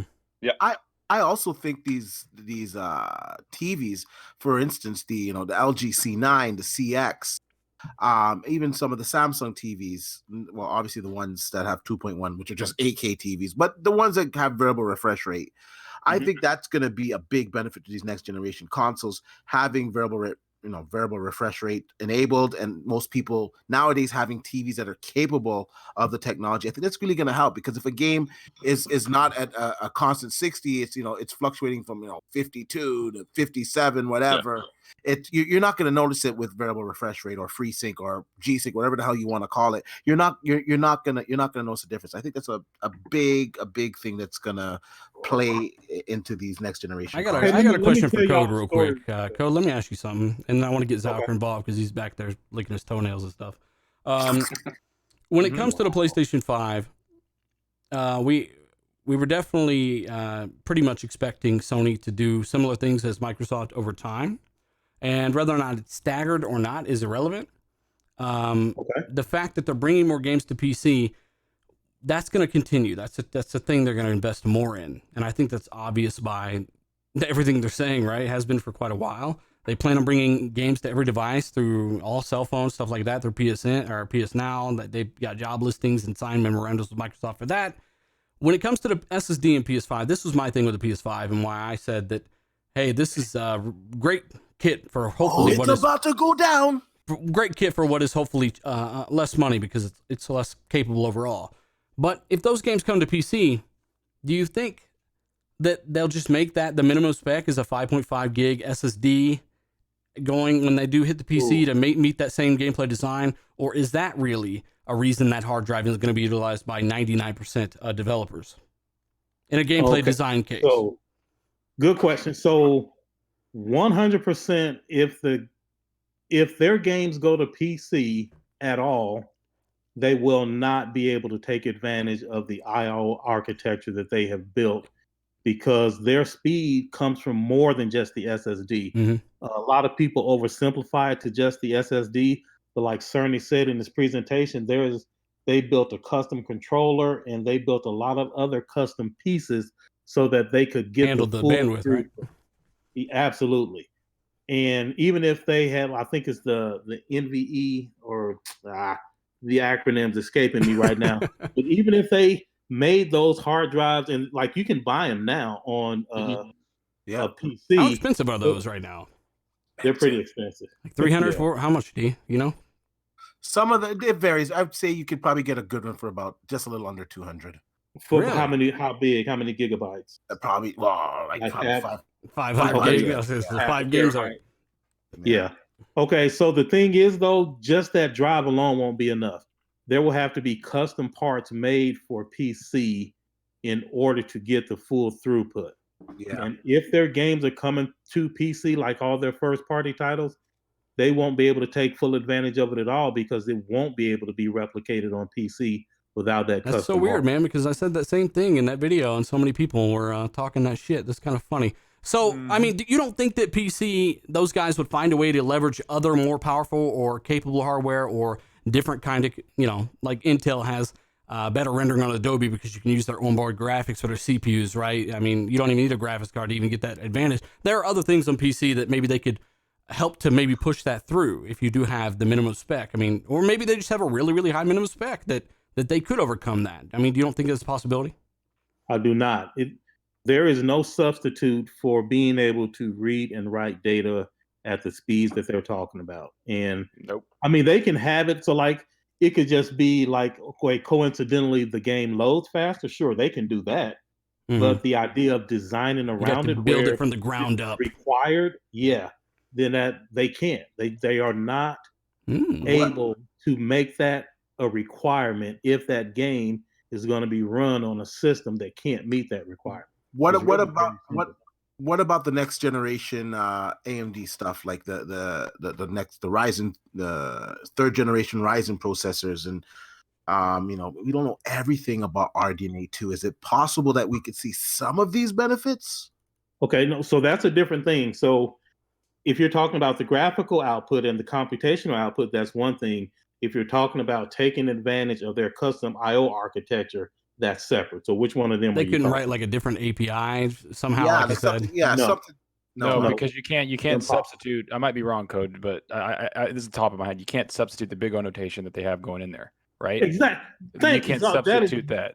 You can't. That is 100%. I mean, I get that. I'm just saying that I think that they could somehow rewrite and find a different way on PC hardware. But you can't. You can't do that. You can't do that on the.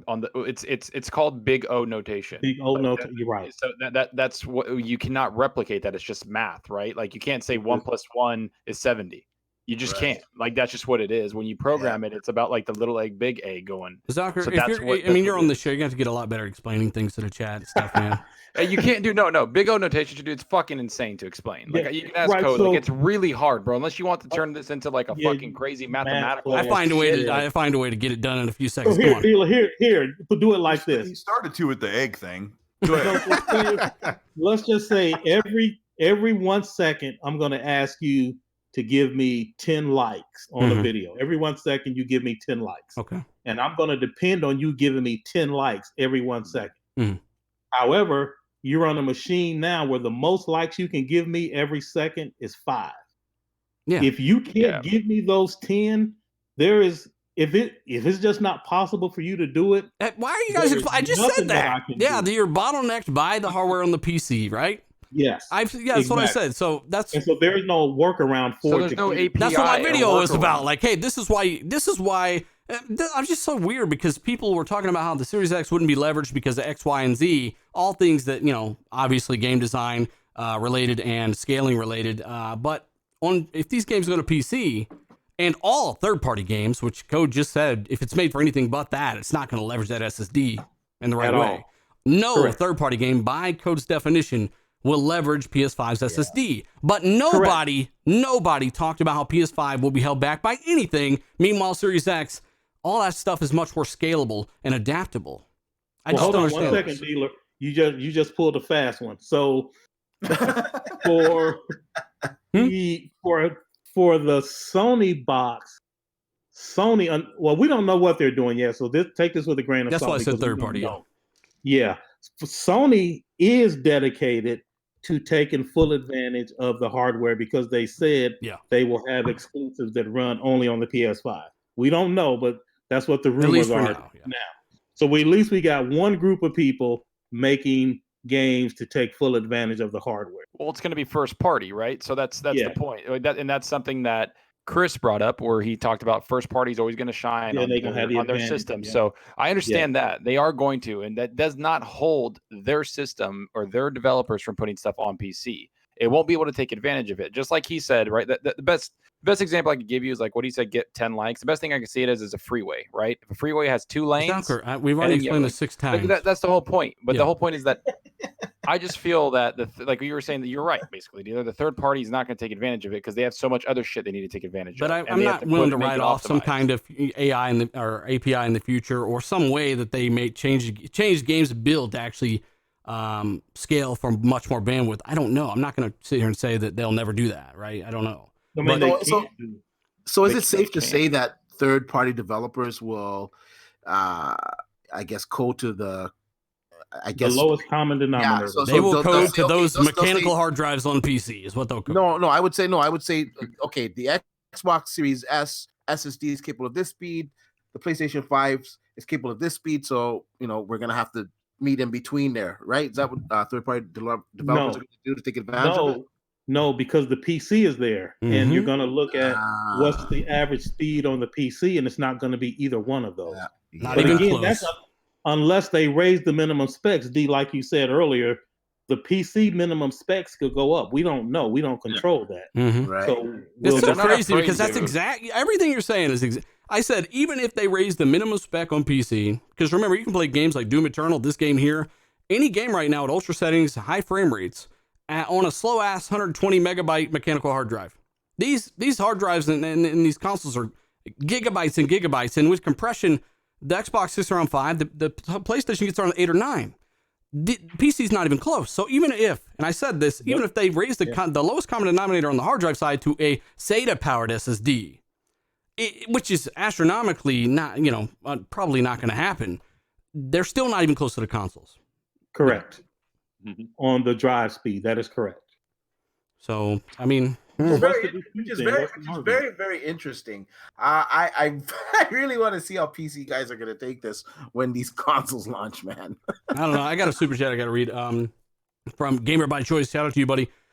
He says, great show. Thanks for having knowledgeable developers on, as well as your awesome panel. Thank you, by the way, so much, Gamer by Choice. He says, this is why I like this channel.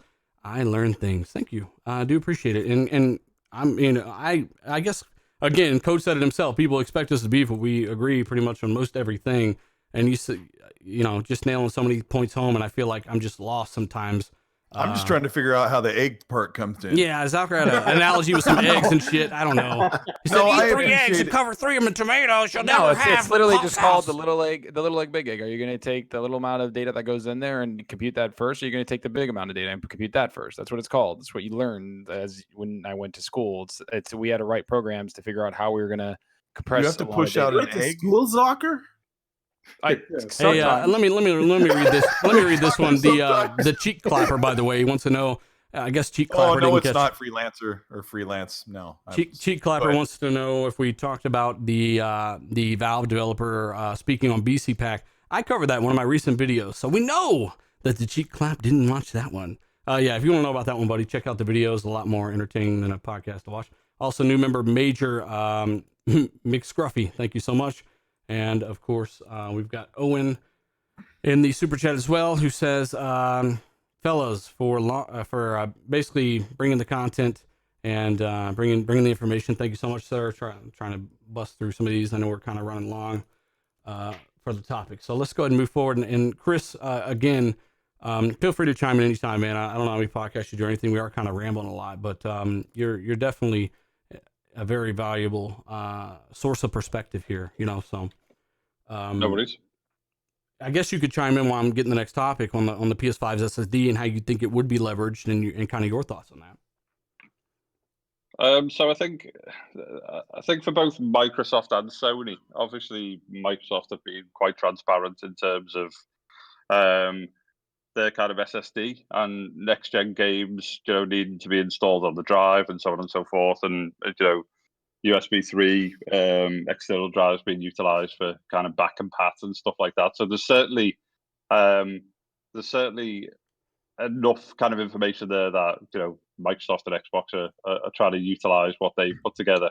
I think in terms of that technology being available for the kind of PC gamer, PC crowd, I think Microsoft have gone with a more manageable SSD speed on the NVMe's in terms of being able to get those into PCs. But the kind of the real worry is that Sony have gone with this hugely kind of custom SSD. They've tried to kind of blow the socks off everything that's out there, and that is only going to be leveraged by the internal first party studios.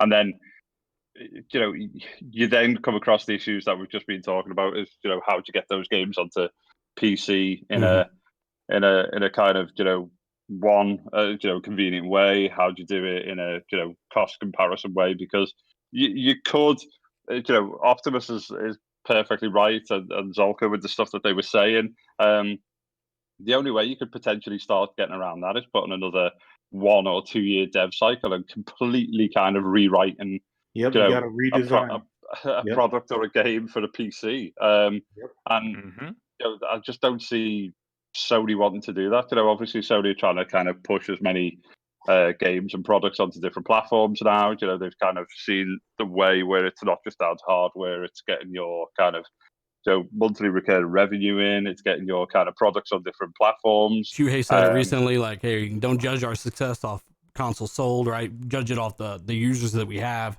right? Chris, will multiplats that are on Xbox Series X and PS5, will they run better because of the SSD and the IO solution on PS5? I think multi-platform games they'll be a better option, but it's only because they'll start to kind of target more kind of rounded hardware. So they'll start to target, as Optimus was saying, they'll start to look at kind of the lowest kind of performance rating that they're going to kind of land in. Start to see what AMD is starting to bring out on the PCs and things like that. But PC gaming's always been. You've always had kind of leading edge guys who've had SSDs. You've got people who've got mechanical drives. You've got people with NVMe's. If they've spent the money on it. You've got hybrid drives where it's kind of cache and stuff. So the kind of PC dev scene is always used to these kind of these different kind of aspects, and whilst you won't see the hardware being used to kind of deliver something that's spectacular, you'll just see hugely increased like loading times and things like that. We've gone from 4 or 5 minute boot up times on operating systems to 3 or 4 seconds and stuff like that. So you kind of see that increase. It's the worry is that kind of is the as Optimus was saying, it's that IO, it's that kind of custom SSD which Sony's been talking about. We're going to kind of we're almost going to approve, what SSDs you can use in the console. We've got no kind of, standardized, option at the minute, which, obviously Xbox have gone down the kind of Seagate route, is it? Yeah. So Samsung. there's already kind of a barrier to entry in terms of, being able to just plug in, NVMEs are out there already. You need the right and motherboard that to even just- do that, Yeah, and it just starts to kind of add layers of complexity to, what a console is all about. A console is all about, you get a pretty, shit hot looking game. It's kind of plug and play. You boot on and you've got the best experience. I think someone in the chat earlier was saying, could they not have like settings for if you've got an SSD and if you haven't, and all these things. That's a gameplay design thing. Like that's the thing we're harping on the most, and the thing that we all agree on is that the PS5 actually would only leverage that SSD from a gameplay design standpoint and how the games are made and the whole pipeline and that performance you might actually see on maybe first-party stuff, because third-party stuff, Bethesda's not worried about a 5.5 gig minimum. They're not worried about an SSD at all as a minimum. They're worried about, hey, we're running Fallout 5 on even 7,200 RPM drive. And worst case scenario, a SATA-driven SSD, which isn't even close to either console. Yeah, I think the only third-party publisher that might, and this is a big if, but might build a custom version for each platform will be Rockstar. Because what they did with RDR2 on my Xbox One X was phenomenal. I bought it on the Pro because I wanted to compare myself. Oh, even you bailed on the Pro? Come on. Everyone bailed on the Pro. Yeah, what they did on the One X was phenomenal, and you can tell that they took the time to craft it specifically for the One X. They optimized the hell out of it, yeah. Yeah, but they're rare, right? So they're not rare, the company, but it is not normal that a third party goes through that much. I actually think they did less. I think they did less to that. optimize than a lot of other developers, though. Like the difference between the Pro and the X is just pretty much the resolution. Like there's a ton of other games where you get that much resolution gap plus a bunch of extra effects. The lead program designer of that Optimus code is actually at the initiative now. The guy from Rockstar. Oh shit! I remember that a year ago. One thing that's interesting about Rockstar and Red Dead Redemption 2 is that Xbox actually sent their advanced technology group to Rockstar to help them with that game to ensure it would run the best. Yeah, that makes sense. Yeah, those are the guys that they send if you remember, when Bungie was trying to get to 1080p for Destiny, the original. So that group they dispatch to Diablo 3 as well. If they want a game to hit a certain resolution, or they want in this case they wanted to show off the power, obviously, of Xbox. Metro is another example. Native 4K on the X and 1440p. I mean, and that's where the delta that I've claimed comes from. If you know, like these newer architectures you're getting, and this is what I say in this video is, if you want to think about it that way, how many more frames, pixels, and effects per T-flop that you can get, because we can measure this on PC. Never said they're the end-all be-all. I think the CPU is the biggest leap there is on all the consoles, honestly. But when it comes down to it, the X already has a 25 to 30 FPS delta based off of the resolution gap that has never really been put into frame rate because of the CPU bottleneck. Now with the Series X, you get substantially more frames for the same delta now that we have today with the X and the Pro. Plus over 100 gigabytes more memory bandwidth. You got a faster, more stable CPU. I definitely see, and not to mention what Chris was saying, which we're going to get into more of, the fact that there's just more CUs, which leads to better ray tracing. There's so much more to this that people have. You have a super chat from someone that wonders why you and I talk down about PC gaming. We do. Which, and he said we sneak diss, but I've told people I'm upfront about what I do not like about any platform. And that's my personal opinion, and we're allowed to those. But he still doesn't understand how PC hardware will never stagnate. I just don't see how PC hardware will hold back game design. I mean, no one said it would hold back game design. We said that they would factor in PC hardware at all times. And, there's a lot more to that. It's too complicated to make that statement. Yeah. Yeah, so the reason the PC holds back the consoles because PCs have a minimum spec, right? And that minimum spec, I think somebody said earlier, it's less than a 1060. So right now with these next gen consoles, I think Digital Foundry or somebody said they ran the test, and the Series X was like a 2080 Super. If the 2080 Super, it can be reproduced by a Series X, but the game still has to run on a 1060 because all these fucking clowns on PC have these dumbass 1060s. Then that 1060 is gonna hold back the ability to design around the 2080 on the console. You will not be able to get the full power out of the 2080 Super because you have to leave room for a dumbass 1060. There's no room without bottlenecks. There's no world without bottlenecks. Like that goes for memory, that goes for storage, everything. 16 threads, right? Every single thing has to match it perfectly. I gotta say right now, get rid of the 1060. First of all, the 1060, especially with that 3 gigabyte. Are you really going on a rant against a 1060 right now? Yeah, I'm being honest though. The 1060, I think it's run its course, and I think that's the main graphics card. But one thing you guys aren't pointing out, one thing you're not one thing you're not pointing out, it's not just the hardware that holds back gaming, it's the dollar bills. It's the massive amount of consumers out there that build a, $600 PC, like a potato PC, or they have really old. I mean, that's kind of a joke, but it's also the people who have older hardware. They built their PC in 2015. They spent $1,000 on it. It's really outdated. They bought a $200 graphics card 5 years ago, and it's not just the hardware, it's all of these millions of customers that they want to serve. Ubisoft has 800 employees. They're going to make Assassin's Creed Vikings or whatever at the end of the year. They're going to put that out. They want to sell that to millions and millions of people. They want to sell it to 200 million people on console. They want to sell it to 200 million possible people on PC.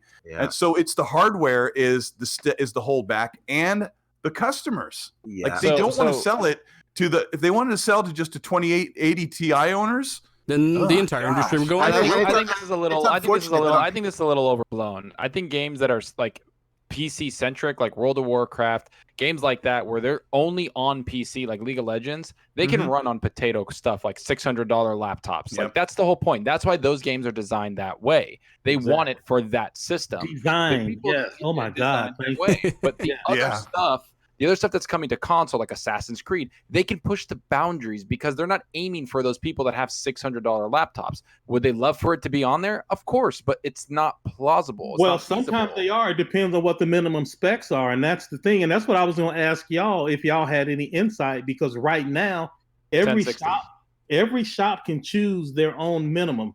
But for Microsoft first party, does Microsoft set what the minimum spec is? Or would each individual developer get to set what the minimum spec is? From what we can tell, they don't decide what any developers do in terms of the visuals or any part of those games. So I'd imagine it's all down to developers. I feel like Xbox lets them choose what they like what dealers said. Like if they want to make a graphic intensive game, that's what the Series X is for, right? They're going to give them the option to do that. They're not going to be like, well, hold on, we want you to make it run on this crappy computer. Do that, and it's like no. I think they're giving them the option to push the boundaries of what they actually want to create and give their vision, the true vision that they have.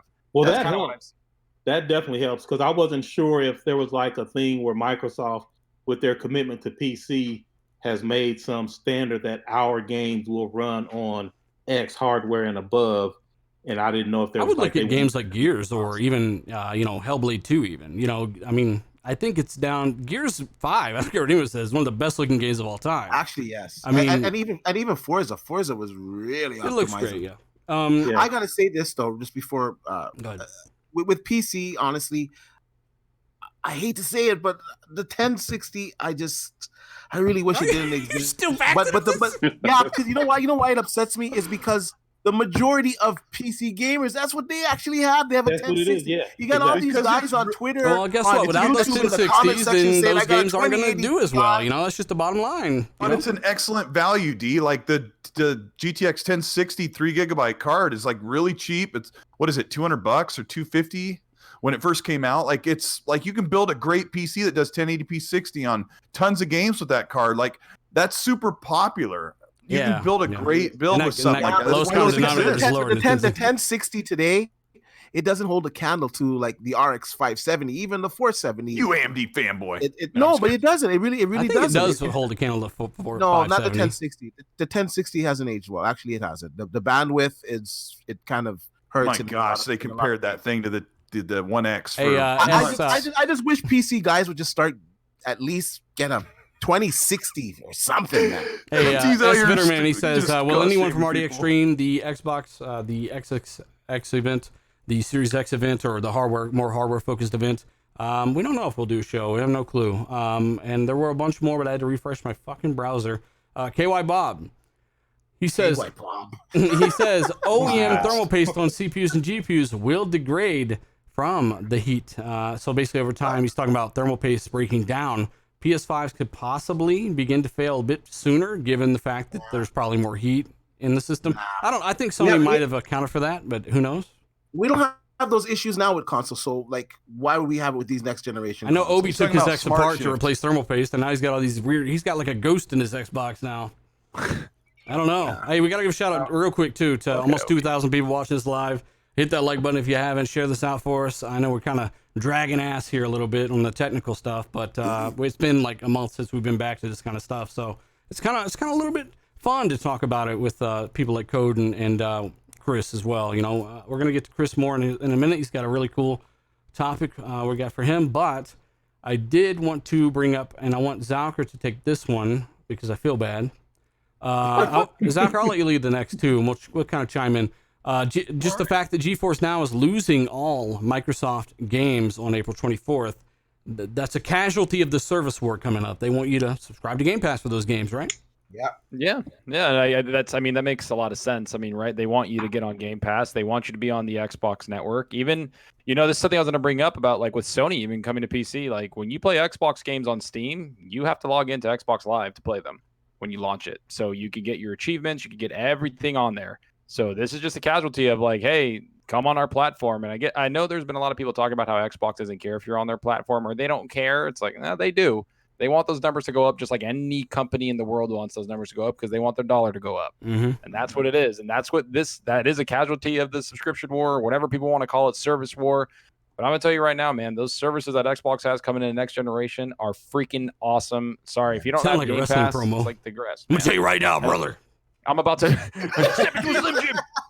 I mean, you're right. Like I people were doom and glooming Game Pass, and I'm like, for one, the developers get paid. They've already confirmed that. Only one ex-CEO talked about, hey, we could have got paid a little more for the activity on our game. It's such a small subset but of when what it comes down to it, like these services are the reason that Microsoft actually went public and said, hey, we are locking down Outer Worlds going forward. We are keeping our big franchises on only our own box going forward. And our own ecosystem, because they want you to subscribe to Game Pass. It's actually a reason they've embraced exclusives more than they were before. Yeah. And people Optimus have Code's making a game. They're like, sorry, they downloaded your game on Game Pass. You get nothing for the month as payment. Enjoy getting your rent done. It's like, what? No. Yeah, it's not how it works. Has anybody on the panel actually played GeForce Now? No. I've played it, and I've played all the cloud services. And to be honest, nobody's missing anything. In my opinion, the GeForce cloud service was the worst out of the bunch. I found the latency kind of high, and the image quality was. Why are you talking shit for, D? No, I'm just telling you the facts, man. You gotta talk shit on NVIDIA, man. Come on. The image quality by far was the worst out of all of them. I think for image quality, Stadia is number one, and I think Xbox is not there yet. Yeah. It's still using Xbox One S's in the server rack. So what do you expect? Yeah.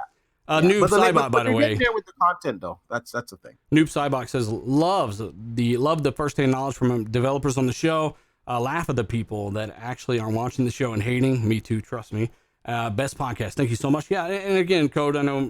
Chris. I know we're dragging ass here, but we do appreciate it, guys, for coming on and offering your opinions, man. You guys fit right in here. Honestly, it's great. Man, this is a lot of fun. No need to apologize. Usually we move a little bit quicker, but there's just so much interesting stuff going on here. It's also, we got two devs on, man. Yeah, we're also talking about Observer, which was just announced for Observer rather. Colt, you played this on the consoles we have today, but that was announced for the next gen. They showed a trailer running at 60 FPS, and yeah. I mean, it's a cool game. It's rough looking, but it runs at 60. It's one of those games where they lowered. I don't think it runs at 60 on the base consoles. Oh, I have it on the Xbox. Well, is it enhanced? No. No, The I mean, it runs at PS5. You should look 60. at the PS5 trailer right now. Actually, they did show that, and it looks like basically the You're PC talking Ultra. about the Observer with Rutger Hauer's the main, Like the passed cyberpunk-ish away, I type think. detective game. Yeah, Right? like Blade Runner type thing. Yeah, it's kind of a cool game. I never finished it. I got really far into it. What are they doing? They're doing a sequel? No. Oh my god. Dealer, I didn't hear about this till just now. Basically, it seems like they're releasing the game at what looks like PC high ultra settings at 60 FPS, and they showed a PS5 trailer. Yeah, it's like a I'm next watching it right gen. now. Looks Oh, I pretty- didn't know that was for PS5. I thought that was I- a PC trailer. It's the first time I'm hearing it, but it does run. If you're saying it's not enhanced, it runs at a low resolution, like probably Like sub 900p or 1080p. something, yeah. Yeah, at 60, and with it's a unlocked frame rate, so it wavers pretty heavily. But it's not really great to look at that way. But it's a cool game. But yeah, when you just said it, it's the first I'd heard that. So I missed that. It's kind of I'm liking what I'm seeing because the trailers I've seen for PS5, and we've been talking about how this is going to be the big thing you'll see, frame rates. The Godfall was at 60 FPS. That Quantum Error looked like it was 60 FPS, even though it was a little slower paced. And then here, Observer, 60 FPS. And I don't know why people are saying everything's going to be, you're not going to get 60 FPS on all these so many more games. It's like, no, like, you don't understand. Not only is it's in 2 cores, but it's also 16 threads if you want. I mean, they have so many options here. This is the perfect question for both of the devs on the panel tonight. Is it, like, am I crazy? Is the next generation, is it not capable of 60 frames per second on every game? They could have that option? Like, what am I missing here? Are there any games that bottleneck at 3700 XD? I haven't heard of any games that No, bottleneck at 60. I just don't see why every game next generation on both consoles cannot have, like, wouldn't have a 60 frames per second mode. Chris, you're a big fan of frame. I mean, do you know of any game that bottlenecks 8 or 16 threads of Zen 2? I mean, at all. There should be no reason why you can't hit 60 frames a second. It'll just boil down to, if someone just tries to push things beyond the limit, poor optimization. It's like, certain things that we've seen in this gen, it's if people are kind of lazy on how they target hardware and things like that, then you may start to see some issues. But there's no real reason why we can't see 60 frames per second. It just boils down to exactly how they're going to kind of utilize resolutions, or how they're going to kind of push settings up and things like that. Obviously, there's a there's a level of optimization that's done on PC games, but largely the developers give you all of those settings, so you can kind of run those optimizations yourself, whether you lower shadows down, and you kind of choose what you want to kind of tweak and whatnot. And there's a reason why those things are done behind closed doors and not available for console gamers, was because, as I was saying before, they just want to kind of put a game on and play, and other than a kind of performance and a res mode. So if the GPU isn't bottlenecked by, like, let's say like Resident Evil 3 did for a week and a half, then they'll have the CPU overhead to push more frames to the GPU so it can display them, and there's nothing that should stop that. Is basically no, and we should see people try to target beyond that. There's been conversations about 120 frames per second and things like that for kind of competition level and whatnot. And there's things that as a developer you can do to make sure that you kind of target 120. Forza on the original kind of the OG Xbox, it came out and it hit 60 and things like that. But you look at trackside objects where of a lower quality, and there's ways that they got that to run as it did. But then you start to look at kind of Horizon, and Playground of optimized an awesome engine, and hopefully those guys are going to be moving forward with that was impressive, man. 60 FPS in an open world Horizon game, man. I was surprised by that with that CPU. Yeah, it's awesome, and I think we're going to see kind of bigger and better worlds. We're going to see games certainly by the likes of Playground and people like that are going to be producing some awesome stuff on next gen. But there's no conceivable reason why we can't be expecting 60 frames per second unless someone just does something really, really kind of crazy. In terms of just pushing, we'll probably see all this like kind of laziness where people trying to start pushing like 8K at Oh, 60 God. and stuff like that instead of about doing ray sensible tracing things. He What was said, that, what, sorry? he said, what about ray tracing? Yeah, well, obviously, going on to the ray tracing side of things, then there's only one console that there's only one console, next gen console, which I think will be able to do real time ray tracing. That's a bit of a controversial statement, You but mean it is full time fidelity? It's if you look at kind of Cerny's conversation, he kind of skipped over it. He didn't really talk about real time ray tracing. He was talking about kind of old technologies. He was saying you don't need to use it and this, that, the other. Where obviously we've seen a very different kind of narrative from Xbox. Yeah. But you only need to look at kind of the hardware specs for that narrative to make sense. And we've said it a few times, but it comes down to kind of CUs. It comes down to consistency. It comes down to actually what's on the hardware. Have Sony really come out and said that they've got all of the RDNA 2 features? Well, People were trying to run with that they did confirm BRS, but they did not. That was a developer talking about a different feature that is more relative to GCN. What was that called again? That was it's basically their mesh shading. It's basically mesh, but it looks like, from what, and you guys could probably chime in on this, it looks like they're using primitive shaders, though, which is not exactly the same as mesh shaders. Mesh shaders give you even lot the more guy control. from Digital Foundry, Alex, the German guy, right? He commented and replied to people, said these are not the same thing. Yeah. So Sony has not confirmed basically BRS. those people were running with that article saying, "Oh, the PlayStation 5 has," I forget what they called it. It's just eluding me right now. But PlayStation 5 has this feature, and Xbox Series X doesn't have this feature. Where Xbox Series X, according to what I can see, has a more advanced feature of that, and in addition has variable rate shading. And when you combine both of them together, it's like. It's either something way, we've never seen before. Delta's fucking legitimate. Zalker, Observer, real quick, did you have any thoughts on that? I mean, it looked like a pretty nice PC version, but for a console, right? Yeah, it looked pretty good. I mean, the facial animation was actually really cool. I like that. The game looked kind of insane. I don't know, man. It just Think so? It kind of reminded me of Cyberpunk, bro. Like the plugging in the back of the Looks head. good. Kind of reminded me of Cyberpunk a little bit. Is it a multi-plat though? Yeah. Yeah. It's held back by the iPhone 3GS. Hey, I want to comment real quick on what Chris said about should we see games at least at 60, and I agree with what he said 100%.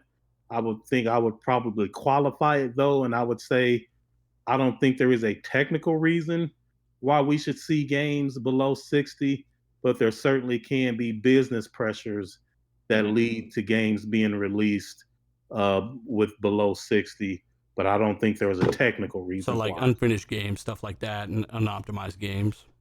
Just pressures from the business. We got to hit this date, and whatever. Yeah. That's like crew chief getting a 10,000 horsepower funny car engine, and he's gonna have his mechanic go ahead and just build it and only generate 6,000. You're not doing your job at that point. You got to compete. So I would hope they would want to get the most out of that platform. I want to see them get the most out of it. I mean, I'm getting a PS5 day one. I don't know, anybody else here getting one? I'm getting one day one. Optimus, you getting one? Man, please, at least one. You ain't going PC Master Race like Enrique? He's gonna buy two and sell the other one on eBay for $1,000. No, I need one for me and one for the kids because I don't share. I like to play with Enrique a little bit. Be like, hey, PC Master Race, but you just got it 3 months ago, and the PS5 is faster in your 2070. I mean, I'm a PC gamer. I've got a pretty decent PC. I'm waiting for the 30 series to be announced. I'm gonna build another one. I have a 1080 Ti right now, but I let my daughter use it for the pandemic. The pandemic.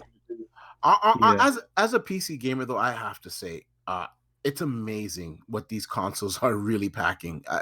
It's truly mind blowing, man. And for the price that they're going to be targeting, well, reportedly, it's unheard of. I think it's actually going to affect the PC market because if you're getting the specifications of the Xbox Series X, of the PlayStation 5 for like $450, $500, whatever these consoles are going to be priced at, it's going to make a harder argument, to buy a 3080 Ti for like $1,500. No, it won't. Yeah, those guys are going to spend that money anyway. But Nano Polymath, by the way, thank you so much for the super chat, brother. Do appreciate it, man. And I want to get back to Chris here, because we're going to go ahead and move on to the most interesting topic, in my opinion anyway, is going to be, because if you remember, Chris is the one in the headlines not long ago talking about the staggering difference that he's hearing about from different developers. And again, this is just math that I've been talking about, but Chris has actually got a little bit more insight on things like this. He's heard a lot more. Series X for 2020, PS5 come out 2020. Hopefully they both hit. Hopefully they're both unaffected, but provided so, there's going to be a staggering difference over to PS5 with the Xbox Series X. Chris, aside from math and examples on PC and everything else that's come to fruition, what do you have for us? What have you heard? And is there any more context, anything you'd like to say to those people that were hating on you for simply reporting what you were told by multiple developers? Yeah, so obviously I got a lot of shit off lots of fanboys when I kind of said that staggering sentence, and it was something that developers that I've been speaking to utilized. Some said significant, staggering. There was all different types of English and wording used, but there was kind of an overwhelming difference that the machine that kind of Microsoft have put together, it is a beast compared to what Sony have put together. And I think Sony have kind of rested on the laurels a little bit, and they've got this massive kind of market share and lead, and they've done a bit of a kind of PS3. Is what it's I've not been that bad. Come on. Well, not that bad in terms of hardware and complications and things like that, but just a little bit of they didn't really kind of appreciate what Xbox were going to try and do in terms of this kind of power narrative. You think they got caught off guard? Yeah. I mean, there's no question that they got caught off guard.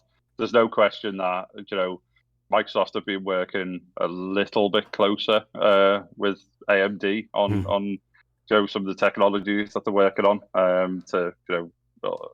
I'm sure that's going to cause a stir with a lot of people out there for me saying that, but there was a confidence from Microsoft and Xbox of what they put together, and you only have to see that with Phil when he started talking about the PS5 reveal, and they kind of knew that they'd made the right choices. He said he felt even better, right? After the reveal, he's like, I knew what the stuff was, but after the reveal, I felt even better. Yeah, and I think in terms of true next generation consoles, so here's where the kind of the misses which I've kind of heard about a little bit in terms of Sony have obviously gone for kind of performance, so not graphical performance, but kind of the speed and this SSD side of things.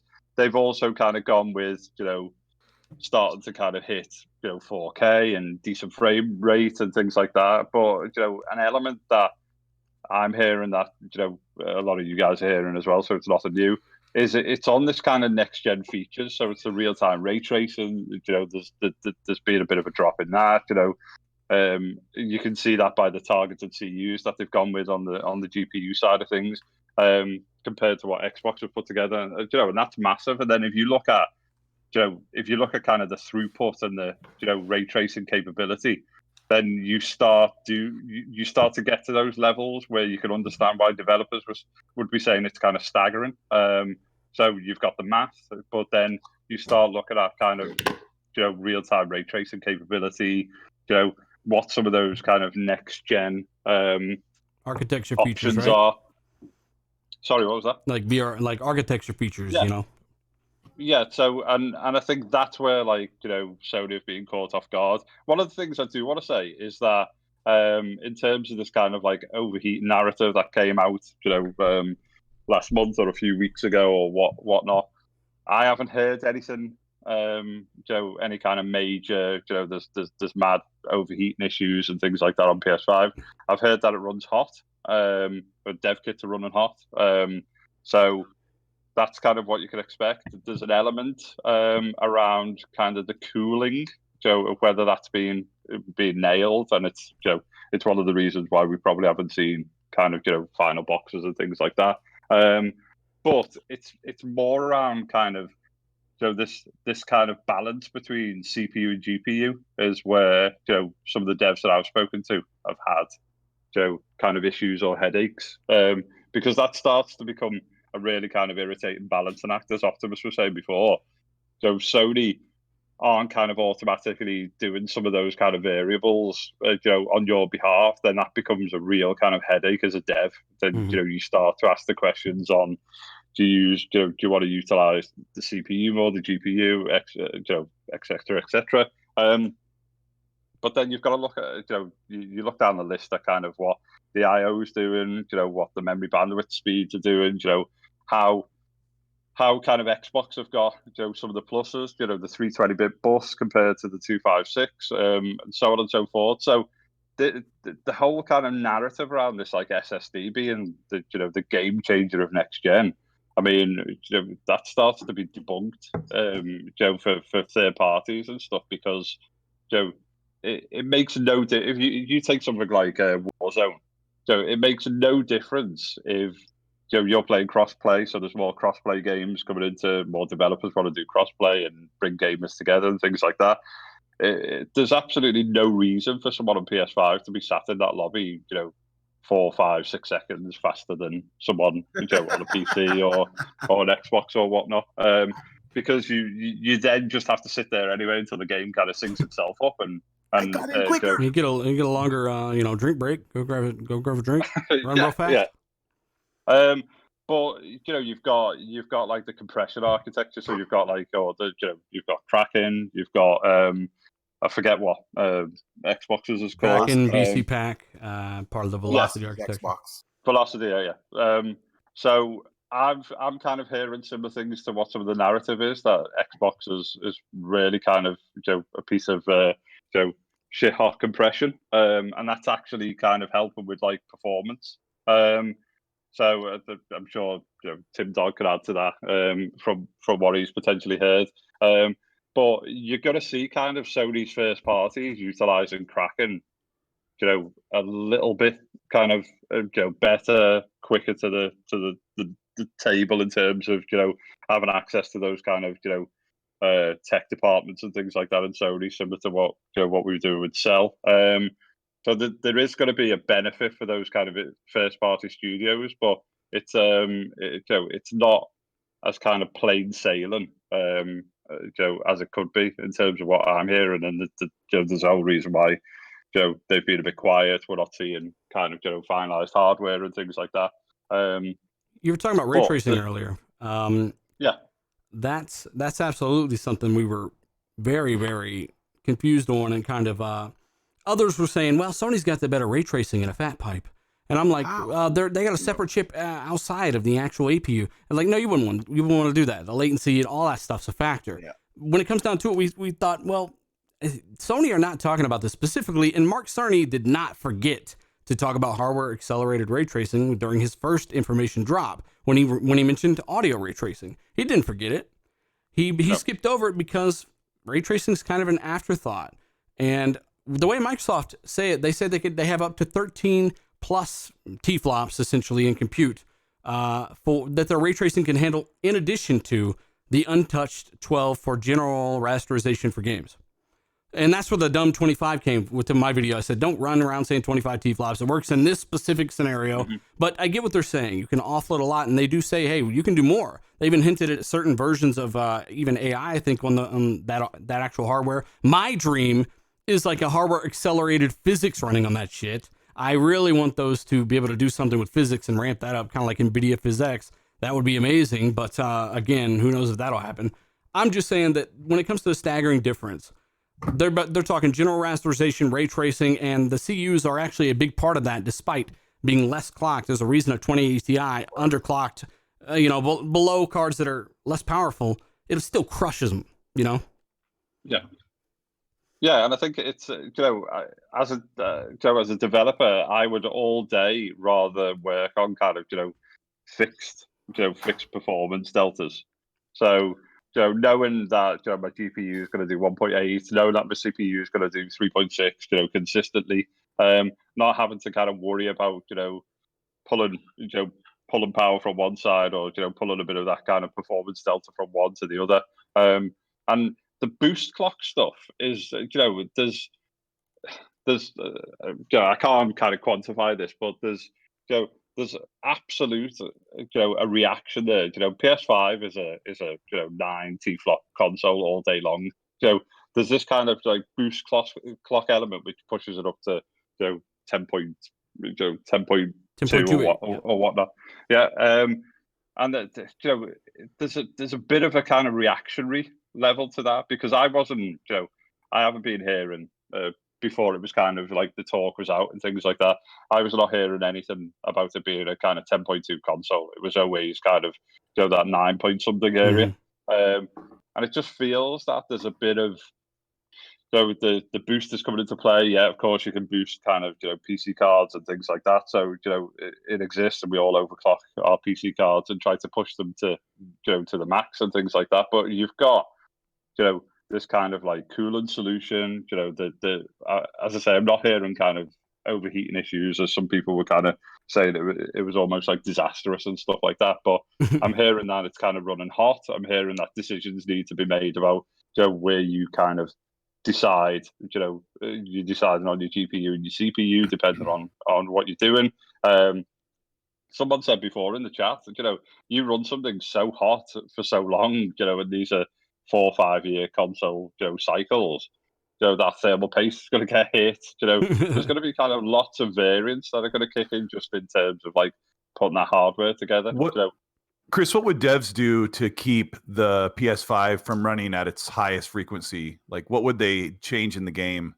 What would they bring down to keep it from running hot? Like, because they're going to build their game and find out on the dev kit that they're running the console like hot on the high frequency, and the thing's getting hot, and they can't sustain it. So, like, what kind of concessions can they make with their game design to keep that from being a problem? Make it look like an Xbox game. Not a game design, it's more of a visual scale. Yeah.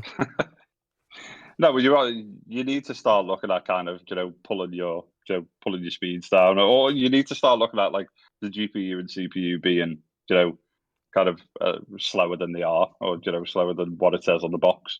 So you start to look at kind of throttling back decisions on your kind of AI, your calculations. You need to start to look at your FPS and your resolutions. So that all of those things start to come into play, and they start to as a dev, and kind of Optimus will probably back me up on this, but as a dev, if you start to have kind of nagging doubts in the back of your mind, that you're going to start to kind of push to the limits, or you're going to start to get frame pacing issues, you're doing too much, you're starting to see kind of drops, you're playing around with like variable resolutions if need be, and things like that. Those are things that start to kind of creep in and stunt what you're trying to kind of achieve. You definitely try to reduce the amount of geometry that's being calculated. You try to make the math as small as possible, so you start trying to get rid of as many triangles as you can. Yeah, there are tools and stuff. Like variable rate shading that hasn't been PlayStation. No, 5? that's different. Well, GPU cooling and stuff like that. I mean, that's like the mesh shading stuff. I want to ask Chris. Like triangles. Yep.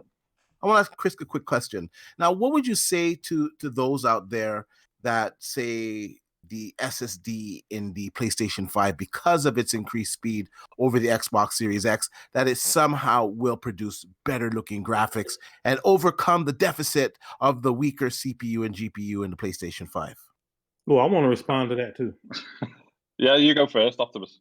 Oh, it certainly can. 100%. It can absolutely, positively allow you to, again, if what Cerny says on paper is actually true in real life, and if they could get those speeds, they could absolutely stream. Well, I want to say stream, but they can pull high res content off of the drive and get it into the world so fast that it will allow you to create a scene or build a world that has very high detail and it's loaded straight off the disk, as opposed to lower res. So like right now, right, like you focus on like the middle of the screen and further away, the further away things are, the less detail that they have. But that's like standing still, right? But like as the player turns or moves forward, then you need to load in more stuff to accommodate that the player has moved the camera. and that the scene that's being drawn has changed. And if you can load data super fast to where I can now redraw this scene with high-res graphics much faster than I could before, it definitely gives you the ability to have a much more detailed world because you can stream all of that. The detail is in the data, and the data has to come off of the drive and the texture quality, long story short. So you can have higher quality textures loaded and decompressed faster than you could before. And so obviously you get to use them once they're in RAM so you can display them. I think that's the point of that 100 gig cache of virtual memory, though, is they can store up to 100 gigabytes of assets right there, and they use that compression block to rip them off of that SSD so quick that they can basically somehow compete with the RAM. And then they've got something else called DirectML, where they don't actually even put high-res textures on the box. Well, you just pulled another fast one. So the question that's not a fast one. Quit saying that. Yes, it was. The question wasn't. No, I'm just saying there are other variables. You know what I'm saying? Well, I think Sony are doing it too. Can it do this better than Xbox? It was based on their drive speed. Can they create these more detailed worlds? And the answer to that then is the yes. Xbox Series X. Okay. Yeah. And that's why I brought up the Xbox Series X's 100 gig. Yeah. Okay. The follow-up question then is velocity. Now, velocity is basically doing the same thing, correct? Well, Chris didn't get a chance to answer. I think I'm taking No, sorry. I was just going to say, so the misconception. So Optimus is spot on. You we all see it now. And it's down to a mixture of kind of CPU. It's more than it's more than often down to the fact that the hard drives in these machines are current machines are pretty darn slow. So we always see those kind of texture pop in and. Exactly what Optimus was saying. You start to kind of turn around and it can't keep up with the camera. That kind of breaks the immersion. So the SSD on both machines are going to kind of eliminate that, and they're going to kind of give you a richer world. Higher textures. You're going to kind of eliminate that pop and things like that. So that's where you get your kind of benefit. The misconception or the thing which people are kind of misreading into that is they're saying that. Sony's SSD can make up for a 20-30% GPU difference. Mm-hmm. No, that stuff is kind of. Who said that? I haven't seen anybody say that. Yeah. I mean, that's kind of what D was asking you earlier. Code was, do you think that SSD could make Sony produce basically better looking games than the Series X? Yeah, I don't know if you heard. So it can make it can make decent looking games. It can't make better looking games than an SSD just can't make up for GPU power. It can't make up for compute units. It's not. Yeah, it doesn't do the processing, right? Yeah, correct. I mean, as quick as an NVMe is, it's never ever going to be the speed of GDR6. It's not going to be kind of quick enough to be sustained. Super fast. Kind of VRAM or whatever. That question doesn't make sense. That's a stupid question. That's like saying, did he hit a 3-pointer in the bottom of the ninth to score a touchdown? It makes no sense. Those things don't even go together. You haven't seen anybody saying that SSD is going to make the PS5 more powerful, quote unquote, than the Series X? I've never seen that. Yeah, well, you need to go. You curve stomping all the people on Twitter and you ain't reading. At me when you see it. Oh my God, bro! I will at you. Like I know a guy. They're saying it hardcore, and they've been saying this ever since the PlayStation 5 specifications came out. They've been harping on the SSD, and like I'm not going to say the SSD is not good in the PlayStation 5. From what it's great. I'm not a developer, but from what I can see, like on paper, essentially. The PlayStation 5 would just load everything in a little bit faster and possibly would have a further draw distance. But apart from that, it wouldn't give it any type of graphical advantage over the Xbox Series X because I see velocity as mitigating, the difference in the SSD speed with the way they transfer the data. So I don't really know about this advantage stuff. So I'm saying in a vacuum, if what Cerny says is true, it can definitely. Like that thing you said about load things a few seconds faster, that a couple of seconds is a lifetime in the computer. Like that, because if I can load it 2 seconds faster, that means that I can use it. And it's not like a loading screen. Yeah. I can constantly load. So every second I'm doing twice as much or 3 times as much, and I can put all of that data to use. So the entire life of the game, it has just faster access to high quality textures, but that Which has speeds nothing up to the do rest with of frame everything, rate or right? GPU. What'd you say, dealer? If everything's built from the ground up that's why we're talking about first party benefiting from it, right? Because they're the only ones who would use it. Which we already know right now, third parties will not leverage the PS5's SSD. But if they did, or let's limit it to the first party. Surprised if they did. But let's limit it to first party, right? If the SSD is shooting that information out into the RAM quicker, CPU boom, GPU boom, if all that process is quicker and they can redesign how they build games from the ground up for that bandwidth, yes, you would see some kind of smaller performance gain from that. That's actually would be possible, to my knowledge. But the fact is, it's not enough, even in the best case scenario, and nobody's really going to use it. Yes, only first party could use it, and I'm not even sure it would be a gain because, like, that data is loaded. It still needs to be processed by the CPU and the GPU, and so we need to make sure that again, it's the synergy of the entire system working together. Yep. So right now we just got a bunch of talk on paper. We haven't actually seen it. And I don't know anyone with PlayStation 5 dev kits. I only know people with Xbox dev kits. So I have no insight into what's actually happening. So like Chris, by far, he said he's hearing things. I believe him 100%, but it's no such thing as it will give you an advantage over the compute power of the X. I don't even know what that means. That's great to hear. They don't even go together. Yeah, they don't. And that's what we've been talking about. It's not going to push, more polys and things like that for you. You're going to see the kind of richer textures, all of that stuff's going to be quicker. LOD pop will probably be, eliminated, but LOD pop will, it'll arguably be eliminated on a, 2.4 gig SSD. Do you remember Digital Foundry's video on Hellblade, Chris? Do you remember Digital Foundry's video on Hellblade? Alex was going through that, and he was having a hard time believing that was actually indicative in real time because he could not find LOD pop in that analysis. I don't know if any of you guys recall that. On the trailer for Hellblade 2 Senua's Saga. Oh, yeah, I haven't seen it. I've seen the trailer. I haven't seen the Digital Foundry video. Yeah, that was one of his main points. Like, is this real? Because there is no LOD pop in at all.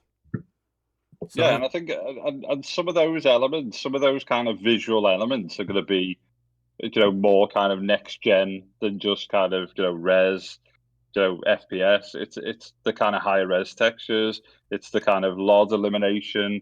It's that kind of pop up, and all of those things are going to create a much more believable world when you no longer see a real kind of low poly lamppost popping in, down the road in GTA or whatnot. But in terms of the SSD, if Sony would have stuck 2.4 gig SSD into the PS5, everyone would have gone, how much quicker it is than current gen and things like that. So the fact that they've kind of, pushed the limits and gone with something a bit more unique and a bit more powerful, in terms of performance, then it gives first parties, a slight advantage to think about how they kind of put a game together, how they design it, how they kind of manipulate their worlds. But you only have to look at it's 5.5 gig raw, and you look at the average speed of GDDR6 is like 450.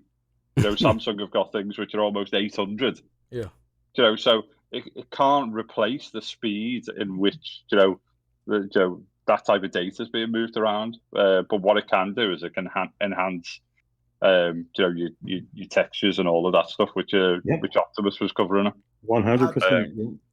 Well, you guys go ahead, D, and then we're gonna wrap. This is our longest show of all time, I think. Sorry, man. I just want to ask one quick question here because we got two developers on here, so I'm sorry, man. I got to pick their brains. Now, at Cerny's presentation, you guys are both developers. So at Cerny's presentation, when they were talking about all the features, variable rate shading was omitted. He didn't talk anything about that. Now, to my understanding, that I think it was directed towards PlayStation fans, obviously, but technically it was directed towards developers. Now, there was no mention of variable rate shading at that PlayStation 5 meeting, whatever it was called, Road to PlayStation 5. Digital Foundry, they did a follow-up and they asked Cerny about variable rate shading. They're still awaiting an answer on it. He hasn't said yes or no. He hasn't said anything on it. Now, I want to ask your guys' opinion on this.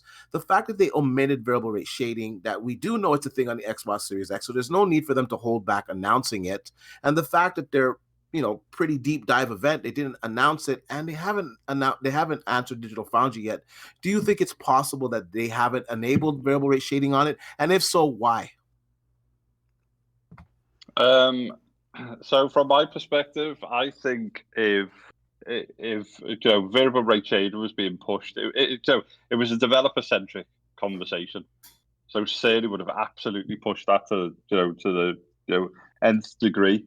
So I think this is kind of one of the areas where there's a bit of a misfire on Sony's side in terms of they've not necessarily kind of targeted what the chunk of kind of next generation architecture.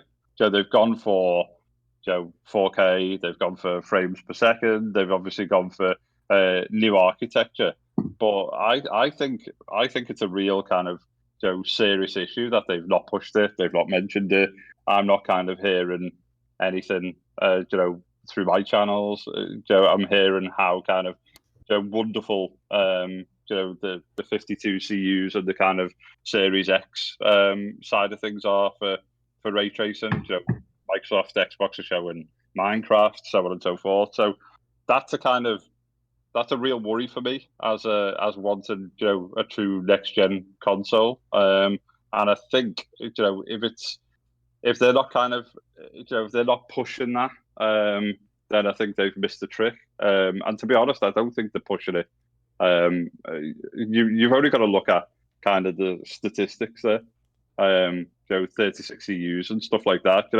It doesn't scream that it's kind of like a ray tracing powerhouse, or you don't talk about your disadvantages, right? Kind of like with the ray tracing, they kind of were pretty vague and they kind of glossed over it, right? Yeah, and he was talking about kind of old kind of lighting technologies and things like that. I think at one point he almost kind of said developers are not expected to use ray tracing and things like that. Yeah, it's a new set of technologies, but it's a set of technologies that everyone's talking about. Square Enix were talking about and showed off like demos. Xbox are showing off Minecraft demos and so on and so forth, and you can see performance differences between Series X and obviously what kind of some PC GPUs are putting out in terms of FPS and things like that. So I think the fact that it was kind of omitted, and and then there was a lot of talk about kind of 3D spatial audio and all of this kind of stuff is quite worrisome really as a gamer who wants kind of a true next gen experience. But I'm not hearing anything which is countering that, or anyone's turning around to me saying it's absolutely kind of in there. Yeah, we just forgot to say and this, that, the other. That's a rehearsed talk. There's no reason why you would not talk about that. Yeah, and we're not hearing about it from developers either that are hands-on with it or anything. No one's. I think Activision developer confirmed that primitive shader technology, right? But no mention. Yeah. And then Digital Foundry jumped in that thread and said no, they're not the same thing. So I don't know. I guess we're all kind of the same here. We're going off what we know and what we're hearing. And again, guys, longest show ever. I want to say thanks to everybody who joined us. Holy fuck. Yeah, it's a long show. I'm sorry. I feel bad for my panel. Holy shit. Yeah, it's crazy. Jonathan, by the way, he says, if Dealer reads this message live, I'll basically give a copy of any game he wants on the next show. Thank you so much, Jonathan Lopez. Do appreciate it. And a ton of other super chats, but sorry, there's so much stuff here from these guys, and we love having them on, and they're very knowledgeable, and it's nice to be on the show with other people that I really enjoy talking about this. So again, thanks everyone to joining us, about 2,000 tonight. If you haven't already, hit that like button, share this out, tell your friend, put it on the forum, whatever you guys want to do. You guys are the best at this, and I'm dead. We're gonna get into some outros. I've never done this long a podcast in my life. We got to get into some outros, guy, and Code and Chris. Sorry if your ass cheeks aren't asleep right now. Try to get rest and drink up, eat up. And thanks again for both of you coming on. We'll do some individual outros. But Colt, are you still alive, buddy? Oh yeah, I got to eat while Chris and Optimus were talking. Eating so I'm with your glad feet? to let them talk. Yeah, I wanted to hear it. I wanted to hear it all. I don't blame you. Yeah, it was great. It was awesome. Yeah, it was great. I mean, do you have anything you want to add before we go? Because I know you didn't get to talk a lot this show. No, I mean, I just think it's interesting. There's a lot of speculation and there's a lot of assumptions about the power delta between the PS5 and the Xbox, and some of the stuff I heard today, like it's another one of those things that pushed me towards you with your opinion that the PS5 is likely $400. And it's just interesting. It was really good to hear today.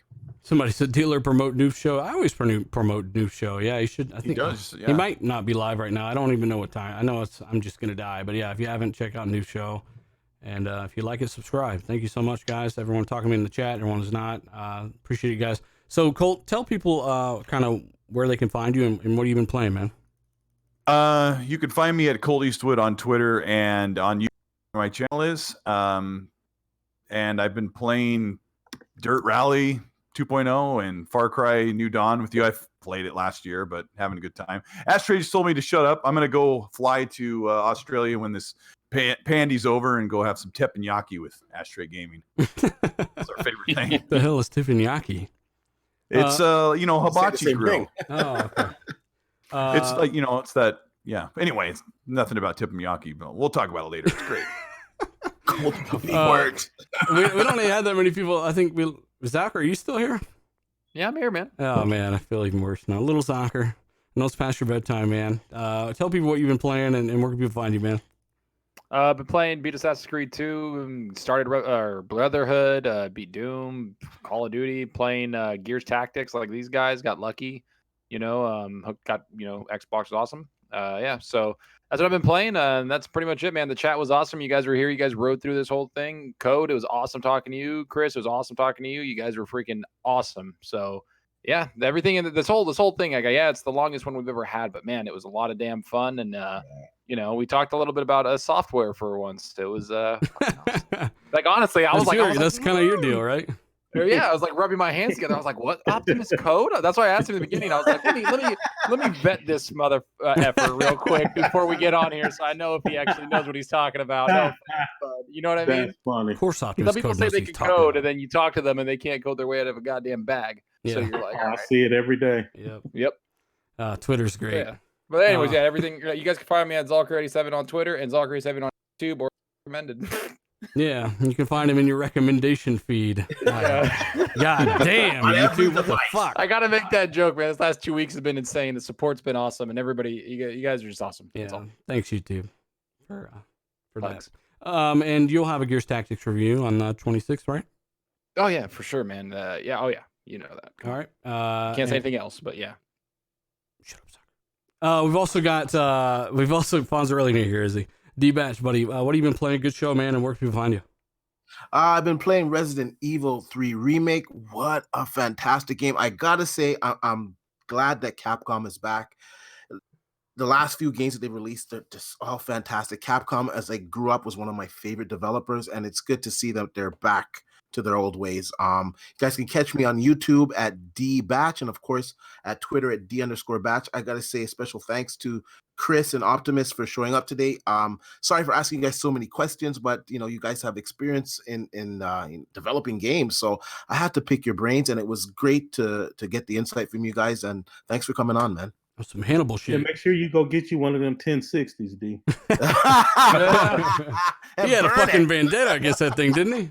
I think we should really rise up against the 1060s. Like, holy shit. I know I'm going to get a lot of hate on Twitter tonight. Oh, what's wrong with the 1060? We didn't know you felt that way about the 1060, D-Batch. It's almost like got you excited as Blowhole the Dolphin last week. All right. If you guys listened to the show with Alana Pierce last week, Alana Pierce was making some funny jokes last week. It's, shout out to Pornhub. And Bill Stillwell, the visionary behind xCloud, the back-end Pat team, he's ground floor with Xbox Series X. That's the show before that. Check those shows out. Great shows. And the one before that, we had a fucking blast. One of our best shows in a while, too. So, again, let me get into some outros for Chris Grinnell here. Again, Killzone, F1, and more. Thanks for coming on, buddy. And we really did appreciate you coming on. I know it's late as hell over there. Where can people find you, and what have you been playing? Yeah, no worries. Thanks for having me. I will happily come back on in the future if it offers extended. So I'm currently playing through Breakpoint. So I'm just kind of getting that out of the way with all the kind of Sam Fisher DLC and stuff like that. I was playing on the kind of realistic mode, getting rid of all the gear score and stuff. So that's been all right. Obviously, I've been dabbling a bit in Animal Crossing. just just because the hype that's been going on about it. But I think I'm kind of coming to an end of that. You can find me on Twitter, CJ Grinnell, and on Xbox, PSN, so on and so forth. It's Hard Times UK. That's where I'm at. Awesome. And it's 10 to 4 in the morning, so 10 to 4. I'll soon to be found in bed. I'm gonna tag Chris. I tagged Chris in the RDX post on Twitter. So if you didn't follow him there, every one of you guys, everyone listening to this, go follow Chris on Twitter. And that's at dealer_gaming on Twitter. I'm sure a lot of you guys know. So thanks again, Chris. Optimus, man. Thanks for it was a treat having you on as well, man. You're an awesome guy and really fun to talk to you about this kind of stuff, man. Thanks for coming on. What have you been playing and where can people find you? I appreciate that, man. I've been switching back and forth between Phantasy Star Online 2. I got a level 75 summoner, and I'm about to work on a fighter. And I've been playing Final Fantasy Remake, obviously. And I've been shifting my time back and forth between those two. Is that hot tub scene still in Final Fantasy 7? I haven't got there yet, so I don't know. He knows what I'm talking about. The hours. Yeah, I don't know. So we'll see. Where can people find you on Twitter, brother? Shit's not important. If people want to find me, they will. That's not okay. Take your sign down from your restaurant, people. Well, I just hit follow on your Twitter. I found you, bitch. I'm on. Find him at Optimus Code. He'll be there, or in my tweet about the show. Thanks again, brother, for coming on. And again, we want you to pitch your stuff because more people should follow you. We need more people out there educating, saying the right things. So, thank you so much for what you guys do. We got a super chat from Valerian. He says, thanks, Chris Grinnell and Optimus Code. Been so stoked for this episode. Great choice. So, yeah, I've been hyping this episode for a little bit on the videos. And again, thanks for about 2,000 tuning in and almost 1,000 likes at the end of the show, guys, or already before the end of the show. If you haven't, already hit it. And we're going to get out of here and go die. So we will talk to you guys next week. I've been playing a little bit of Far Cry New Dawn. Gears Tactics, I'll have a review. I think it's the 26th. I'll have to look at that embargo information again. And, of course, Dirt Rally 2.0. And, yeah, kind of going through some things at the moment, so I'm not really as productive as I could be. But thanks for rocking out with us, guys. We are going to get out of here. Bye, everybody. Peace. The Papa's the man. It's okay. Hit the button. Where can I find you, Optimus Code?